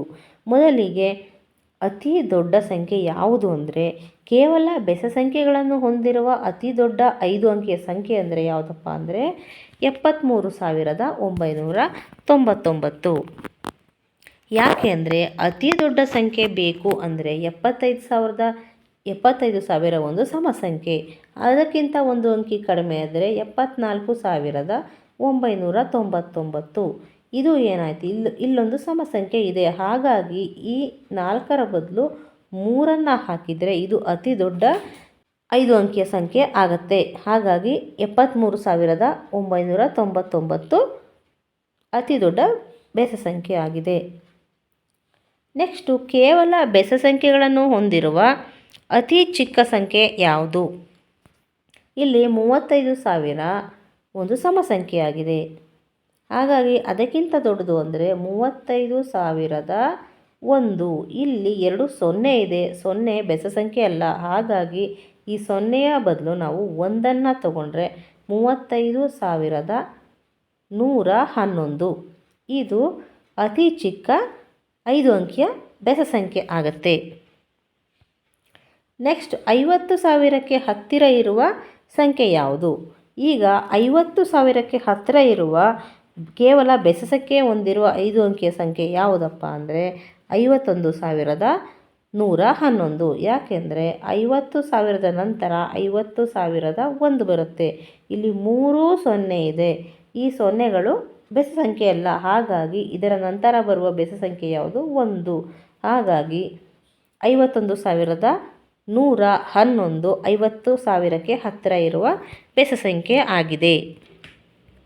4ನೇ ಪ್ರಶ್ನೆ, ಒಂದು ವರ್ಷದಲ್ಲಿ ವಾರಾಂತ್ಯದ ರಜೆಗಳು, ಹಬ್ಬದ ರಜೆಗಳು ಮತ್ತು ಎಲ್ಲ ರೀತಿಯ ರಜೆಗಳು ಸೇರಿದಂತೆ ನೀವು ಪಡೆಯುವ ರಜಾದಿನಗಳ ಸಂಖ್ಯೆಯನ್ನು ಅಂದಾಜು ಮಾಡಿ. ನಂತರ ನಿಖರವಾದ ರಜಾದಿನಗಳ ಸಂಖ್ಯೆಯನ್ನು ಲೆಕ್ಕಿಸಲು ಪ್ರಯತ್ನಿಸಿ ಮತ್ತು ನಿಮ್ಮ ಅಂದಾಜು ಎಷ್ಟು ಹತ್ತಿರದಲ್ಲಿದೆ ಎಂಬುದನ್ನು ಗಮನಿಸಿ. ಈಗ ಅಂದಾಜು ಮಾಡೋದಾದರೆ, ಒಂದು ವರ್ಷದಲ್ಲಿ ವಾರಾಂತ್ಯದ ರಜೆಗಳು ಎಷ್ಟು ಬರುತ್ತೆ ಅಂದರೆ ಭಾನುವಾರದ ರಜೆಗಳು ಎಷ್ಟು ಬರುತ್ತೆ? 12 ತಿಂಗಳಲ್ಲಿ 4 ಭಾನುವಾರ ಅಂದರೆ 48 ಭಾನುವಾರ ಬರುತ್ತೆ. ಅದರಲ್ಲಿ ಬೇಸಿಗೆ ರಜೆ ಮತ್ತು ದಸರಾ ರಜೆಯಲ್ಲಿರುವ ಭಾನುವಾರ ತೆಗೆದರೆ ಒಂದು ಅಂದಾಜು 38 ಬರಬಹುದು. ನೆಕ್ಸ್ಟ್, ಈ ಹಬ್ಬಗಳಿಂದ ಬರುವಂತಹ ರಜೆಗಳು ಒಂದು 15 ಅಂತ ತಗೊಂಡ್ರೆ, ಬೇಸಿಗೆ ರಜೆಗಳು 50 ಅಂತ ಒಂದು ಅಂದಾಜು ಮಾಡೋಣ. ದಸರಾ ರಜೆಯನ್ನು ನಾವು 10 ದಿನ ಅಂತ ಅಂದಾಜು ಮಾಡೋಣ. ಒಟ್ಟು ಎಷ್ಟು ದಿನ ರಜೆ ಬರುತ್ತೆ? ನಮಗೆ 113 ರಜೆಗಳು ಸಿಗತ್ತೆ. ಈಗ ಈ ವರ್ಷದ ರಜವನ್ನು ನಾವು ನೋಡಿದರೆ 2025-26ರ ಶೈಕ್ಷಣಿಕ ವರ್ಷದಲ್ಲಿ ಇರುವಂತಹ ವರ್ಕಿಂಗ್ ಡೇಸ್ ಎಷ್ಟು? 242. ಅಂದರೆ 365ರಲ್ಲಿ 242 ಕಳೆದರೆ ನಮಗೆ 123 ಬರುತ್ತೆ. ಅಂದರೆ 123 ರಜೆಗಳು ಈ ವರ್ಷ ನಮಗೆ ಇದೆ. ಅಂದರೆ ನಾವು ಆಲ್ಮೋಸ್ಟ್ ಅಂದಾಜನ್ನು ಸರಿಯಾಗಿ ಮಾಡಿದ್ದೀವಿ. ಅಂದರೆ ನಿಖರವಾದ ರಜಾದಿನಗಳಿಗೆ ನಾವು ಸಮೀಪದಲ್ಲಿ ಇರುವಂತೆ ಅಂದಾಜು ರಜವನ್ನು ಲೆಕ್ಕ ಹಾಕಿದ್ದೀವಿ. ನೆಕ್ಸ್ಟ್, 5ನೇ ಪ್ರಶ್ನೆ, ಒಂದು ತಂಬಿಗೆ, ಒಂದು ಬಕೆಟ್ ಮತ್ತು ಒಂದು ಓವರ್ ಹೆಡ್ ಟ್ಯಾಂಕ್ನಲ್ಲಿ ಹಿಡಿಸಬಹುದಾದ ಲೀಟರ್ಗಳ ಪ್ರಮಾಣವನ್ನು ಅಂದಾಜಿಸಿ. ಒಂದು ತಂಬಿಗೆಯಲ್ಲಿ ಎಷ್ಟು 1 ಲೀಟರ್ ನೀರು ಹಿಡಿಸ್ಬೋದು ಅಂತ ಅಂದಾಜು ಮಾಡ್ಬೋದು. ಒಂದು ಬಕೆಟ್ನಲ್ಲಿ ಅಂದಾಜು 20 ಲೀಟರ್ ನೀರು ಹಿಡಿಸಬಹುದು. ಓವರ್ ಹೆಡ್ ಟ್ಯಾಂಕ್ ಇದರಲ್ಲಿ 1,000 ಲೀಟರ್ ಅಂತ ಬರೆದಿದ್ದೀನಿ. ಚಿಕ್ಕ ಟ್ಯಾಂಕ್ ಆಗಿದ್ರೆ ಅದು 1,000 ಲೀಟರ್ ಹಿಡಿಸ್ಬೋದು. ಅಥವಾ ದೊಡ್ಡ ಓವರ್ ಹೆಡ್ ಟ್ಯಾಂಕ್ ಆಗಿದ್ರೆ ಅದು 5,000 10,000 ನೀರನ್ನಾದರೂ ಸಹ ಅದು ಹಿಡಿಸಬಹುದು. ಯಾಕೆಂದರೆ ಇದು ಒಂದು ಅಂದಾಜು ಪ್ರಮಾಣ ಆಗಿದೆ. ನೆಕ್ಸ್ಟ್, 6ನೇ ಪ್ರಶ್ನೆ, 5 ಅಂಕಿಯ ಒಂದು ಸಂಖ್ಯೆ ಮತ್ತು 3 ಅಂಕಿಯ 2 ಸಂಖ್ಯೆಗಳ ಮೊತ್ತವು 18,670 ಆಗುವಂತೆ ಬರೆಯಿರಿ. ಇದು ಒಂದು ಬಹಳ ಸರಳವಾದಂತಹ ಪ್ರಶ್ನೆ. ಇಲ್ಲಿ 5 ಅಂಕಿಯ ಸಂಖ್ಯೆ ಮತ್ತು 3 ಅಂಕಿಯ 2 ಸಂಖ್ಯೆಗಳನ್ನು ತಗೊಂಡು ಮೊತ್ತ 18,670 ಬರುವಂತೆ ಬರಿಬೇಕಾಗತ್ತೆ. ಇಲ್ಲಿ 18,000ಕ್ಕೆ 370 ಮತ್ತು 300 ಕೂಡಿಸಿದರೆ 18,670 ಬರುತ್ತೆ. ನೀವು ಬೇರೆಯ ಸಂಖ್ಯೆಗಳನ್ನು ತಗೊಂಡು ಸಹ ಈ ಮೊತ್ತವನ್ನು ಪಡಿಬಹುದು. ನೆಕ್ಸ್ಟ್, 7ನೇ ಪ್ರಶ್ನೆ, 210 ಮತ್ತು 390ರ ನಡುವಿನ ಒಂದು ಸಂಖ್ಯೆಯನ್ನು ಆರಿಸಿಕೊಳ್ಳಿ. ನಾನಿಲ್ಲಿ 300 ಆರಿಸಿಕೊಂಡಿದ್ದೀನಿ. ಈ ಸಂಖ್ಯೆಯು ಮೊತ್ತವಾಗುವಂತೆ ವಿಭಾಗ 3.9ರಲ್ಲಿ ತೋರಿಸಿರುವಂತೆ ಸಂಖ್ಯೆಯ ವಿನ್ಯಾಸವನ್ನು ರಚಿಸಿ. ಇಲ್ಲಿ ಯಾವ ರೀತಿಯ ವಿನ್ಯಾಸವನ್ನು ತಗೋಬೋದು? ಇಲ್ಲಿ ನಾನು 50 ಮತ್ತು 20 ಈ ರೀತಿಯಾಗಿ ವಿನ್ಯಾಸದಲ್ಲಿ ರಚಿಸಿದ್ದೀನಿ. ಅದರ ಮೊತ್ತ 300 ಬರುತ್ತೆ. ಇಲ್ಲಿ ನಾನು 50 4 ಬಾರಿ ತಗೊಂಡಿದ್ದೀನಿ, ಹಾಗಾಗಿ 50 × 4 ಪ್ಲಸ್ 20 5 ಬಾರಿ ತಗೊಂಡಿದ್ದೀನಿ, ಹಾಗಾಗಿ 20 × 5. ಸೊ 50 × 4 ಅಂದರೆ 200 ಪ್ಲಸ್ 20 × 5 ಅಂದರೆ 100. 200 ಪ್ಲಸ್ 100 300 ಆಗುತ್ತೆ. ನೀವು ಬೇರೆಯ ಸಂಖ್ಯೆಗಳನ್ನು ಸಹ ತಗೊಳ್ಬಹುದು. ನೆಕ್ಸ್ಟ್ 8ನೇ ಪ್ರಶ್ನೆ. ಅಧ್ಯಾಯ 1 ಕೋಷ್ಟಕ 1ರಿಂದ 2ರ ಘಾತಗಳ ಸಂಖ್ಯೆಯನ್ನು ನೆನಪಿಸಿಕೊಳ್ಳಿ. ಈ ಶ್ರೇಣಿಯಲ್ಲಿನ ಎಲ್ಲ ಆರಂಭಿಕ ಸಂಖ್ಯೆಗಳಿಗೆ ಕೊಲಾಜ್ ಊಹೆ ಏಕೆ ಸರಿಯಾಗಿದೆ? ಅಧ್ಯಾಯ 1ರಲ್ಲಿರುವ ಕೋಷ್ಟಕ ಯಾವುದು? ಇದರಲ್ಲಿ 2ರ ಘಾತ ಸಂಖ್ಯೆಗಳಿದೆ ನೋಡಿ. 1 2 4 8 16 32 64 ಇತ್ಯಾದಿ. ಈ ಸಂಖ್ಯೆಗಳನ್ನು ನಾವು ಕೊಲಾಜ್ ಊಹೆಯಲ್ಲಿ ಹಿಮ್ಮುಖವಾಗಿ ನೋಡಿದ್ದೀವಿ ಅಲ್ವಾ. ಒಂದನ್ನು ತಲುಪೋದು ಈ ಸಂಖ್ಯೆಗಳ ಮುಖಾಂತರನೇ. ಈ ಸಂಖ್ಯೆಗಳಿಗೆ ಕೊಲಾಜ್ ಊಹೆ ಸರಿಯಾಗಿದೆ ಅಂದರೆ ಹೌದು. ಯಾಕೆಂದರೆ 2ರ ಘಾತ ಸಂಖ್ಯೆಗಳು ಹಿಂದಿನ ಸಂಖ್ಯೆಯ 2ರಷ್ಟು ಇರುತ್ತವೆ. ಹಾಗಾಗಿ ಕೊಲಾಜ್ ಊಹೆಯಲ್ಲಿ ಈ ಸಂಖ್ಯೆಗಳನ್ನು ಅರ್ಧದಷ್ಟು ಕಡಿಮೆ ಮಾಡಿದಾಗ 1ಅನ್ನು ತಲುಪುತ್ತೇವೆ. ಅಂದರೆ ಈ 2ರ ಘಾತ ಸಂಖ್ಯೆಗಳನ್ನು ನೋಡಿ ಇಲ್ಲಿ ನಾವು ಏನು ಮಾಡ್ತಾ ಇದ್ದೀವಿ, ಪ್ರತಿ ಬಾರಿ ಹಿಂದಿನ ಸಂಖ್ಯೆಯನ್ನು 2ರಷ್ಟು ಹೆಚ್ಚಿಸ್ತಾ ಹೋಗ್ತಾ ಇದ್ದೀವಿ. ಅಂದರೆ 1 2 2, 2 2 4, 4 2 8, 8 2 16, 16 32, 32 64 ಈ ರೀತಿ 2ರಷ್ಟು ಹೆಚ್ಚಿಸ್ತಾ ಹೋಗ್ತಾ ಇದ್ದೀವಿ. ಅದೇ ರೀತಿ ಕೊಲಾಜ್ ಊಹೆಯಲ್ಲಿ ಅರ್ಧದಷ್ಟನ್ನು ಬರಿತೀವಿ. ಹಾಗಾಗಿ ಇದು ನಮಗೆ 2ರ ಘಾತ ಸಂಖ್ಯೆ ಹಿಮ್ಮುಖವಾಗಿ ಬರೆದಂತೆ ಕಾಣಿಸುತ್ತೆ. ಆಮೇಲೆ ಯಾಕೆ ನಾವು 2ರ ಘಾತ ಸಂಖ್ಯೆಯಿಂದ 1ಅನ್ನು ತಲುಪ್ತೀವಿ ಅಂದರೆ ಇಲ್ಲಿರುವಂತಹ ಸಂಖ್ಯೆಗಳೆಲ್ಲವೂ ಸಮಸಂಖ್ಯೆಗಳು. ಹಾಗಾಗಿ ಪ್ರತಿ ಬಾರಿ ನಾವು ಅರ್ಧದಷ್ಟು ಇಳಿಸಿ 1ಅನ್ನು ತಲುಪ್ತೇವೆ. ನೆಕ್ಸ್ಟ್ 9ನೇ ಪ್ರಶ್ನೆ. ಆರಂಭಿಕ ಸಂಖ್ಯೆ 100ಕ್ಕೆ ಕೊಲಾಜ್ ಊಹೆಯು ಸರಿಯಾಗಿದೆಯೇ ಎಂದು ಪರಿಶೀಲಿಸಿ. ಹೌದು, ಸರಿಯಾಗಿದೆ. ಇದನ್ನು ನಾವು ಹಿಂದೆಯೇ ಚರ್ಚಿಸಿದ್ದೀವಿ. 100ಅನ್ನು ನಾವು ಈ ರೀತಿಯಾಗಿ ಬರಿತಾ ಬಂದರೆ ಕೊನೆಗೆ 1ಅನ್ನು ತಲುಪ್ತೀವಿ. ಅಂದರೆ 100ರ ಅರ್ಧದಷ್ಟು 50, 50ರ ಅರ್ಧದಷ್ಟು 25, 25 ಬೆಸ ಸಂಖ್ಯೆ ಬಂದಿದ್ದಕ್ಕೆ 25 3 75 ಪ್ಲಸ್ 1 76 ಹೀಗೆ ಹೋಗ್ತಾ ಇದ್ದೀವಿ. ಮತ್ತು ಇಲ್ಲಿ ಒಂದು 2ರ ಘಾತ ಸಂಖ್ಯೆ ತಲುಪಿದ ಮೇಲೆ ಅದನ್ನು ಅರ್ಧದಷ್ಟು ಮಾಡ್ತಾ 1ಅನ್ನು ತಲುಪ್ತೀವಿ. ಹಾಗಾಗಿ ಕೊಲಾಜ್ ಊಹೆ 100ಕ್ಕೆ ಸರಿಯಾಗಿದೆ. ನೆಕ್ಸ್ಟ್ ಈ ಅಧ್ಯಾಯದ ಕೊನೆಯ ಪ್ರಶ್ನೆ. 0ಯಿಂದ ಪ್ರಾರಂಭಿಸಿ ಆಟಗಾರರು ಅವರ ಸರದಿಯಲ್ಲಿ 1 ಮತ್ತು 3ರ ನಡುವಿನ ಪ್ರಶ್ನೆಗಳನ್ನು ಪ್ರತಿ ಸುತ್ತಿನಲ್ಲಿ ಕೂಡುತ್ತಾರೆ. ಸಂಖ್ಯೆ 22ನ್ನು ತಲುಪುವ ಮೊದಲ ವ್ಯಕ್ತಿ ಗೆಲ್ಲುತ್ತಾನೆ. ಈಗ ಗೆಲ್ಲುವ ತಂತ್ರವೇನು? ಅಂದರೆ ಇಲ್ಲಿ ನಾವು 22ನ್ನು ತಲುಪಬೇಕಂದ್ರೆ ಆಟದಲ್ಲಿ ಯಾವ ವ್ಯಕ್ತಿ ಗೆಲ್ತಾನೆ, ಯಾವ ಸಂಖ್ಯೆಯನ್ನು ಹೇಳಿದರೆ ಗೆಲ್ತಾನೆ ಅಂತ ಕಾರ್ಯತಂತ್ರವನ್ನು ನೋಡೋದಾದರೆ ಪ್ರತಿ ಬಾರಿ 2 6 10 14 18 ಆಗುವಂತೆ ಸಂಖ್ಯೆಯನ್ನು ಸೇರಿಸಬೇಕು. ಆಗ ಆ ಆಟಗಾರ ಗೆಲ್ಲುತ್ತಾರೆ. ಅಂದರೆ ಎದುರಾಳಿ ಆಟಗಾರ ಯಾವ ಸಂಖ್ಯೆಯನ್ನು ಹೇಳಿದರೂ ಪರವಾಗಿಲ್ಲ, ಅದಕ್ಕೆ ಮೊತ್ತ 2 6 10 14 18 ಆಗುವಂತೆ ನಾವು ನಮ್ಮ ಸಂಖ್ಯೆಯನ್ನು ಸೇರಿಸಬೇಕಾಗತ್ತೆ. ಆಗ ನಾವು ಆಟದಲ್ಲಿ ಗೆಲ್ಲಬಹುದು. ಓಕೆ ಫ್ರೆಂಡ್ಸ್, ಇಲ್ಲಿಗೆ ಈ ಸಂಖ್ಯಾ ಆಟ ಅಧ್ಯಾಯ ಮುಕ್ತಾಯ ಆಗ್ತಾ ಇದೆ. ನೆಕ್ಸ್ಟ್ ನಾನು ದತ್ತಾಂಶಗಳ ನಿರ್ವಹಣೆ ಮತ್ತು ಪ್ರಸ್ತುತಿ ಅಧ್ಯಾಯದೊಂದಿಗೆ ನಿಮ್ಮನ್ನು ಭೇಟಿಯಾಗ್ತೀನಿ. ಯಾರೆಲ್ಲ ಇನ್ನೂ ನಮ್ಮ ಚಾನಲ್ಗೆ ಸಬ್ಸ್ಕ್ರೈಬ್ ಆಗಿಲ್ಲ ದಯವಿಟ್ಟು ಸಬ್ಸ್ಕ್ರೈಬ್ ಆಗಿ, ಶೇರ್ ಮಾಡಿ ಮತ್ತು ಇಷ್ಟ ಆದರೆ ಲೈಕ್ ಮಾಡಿ. Thanks for watching and keep learning.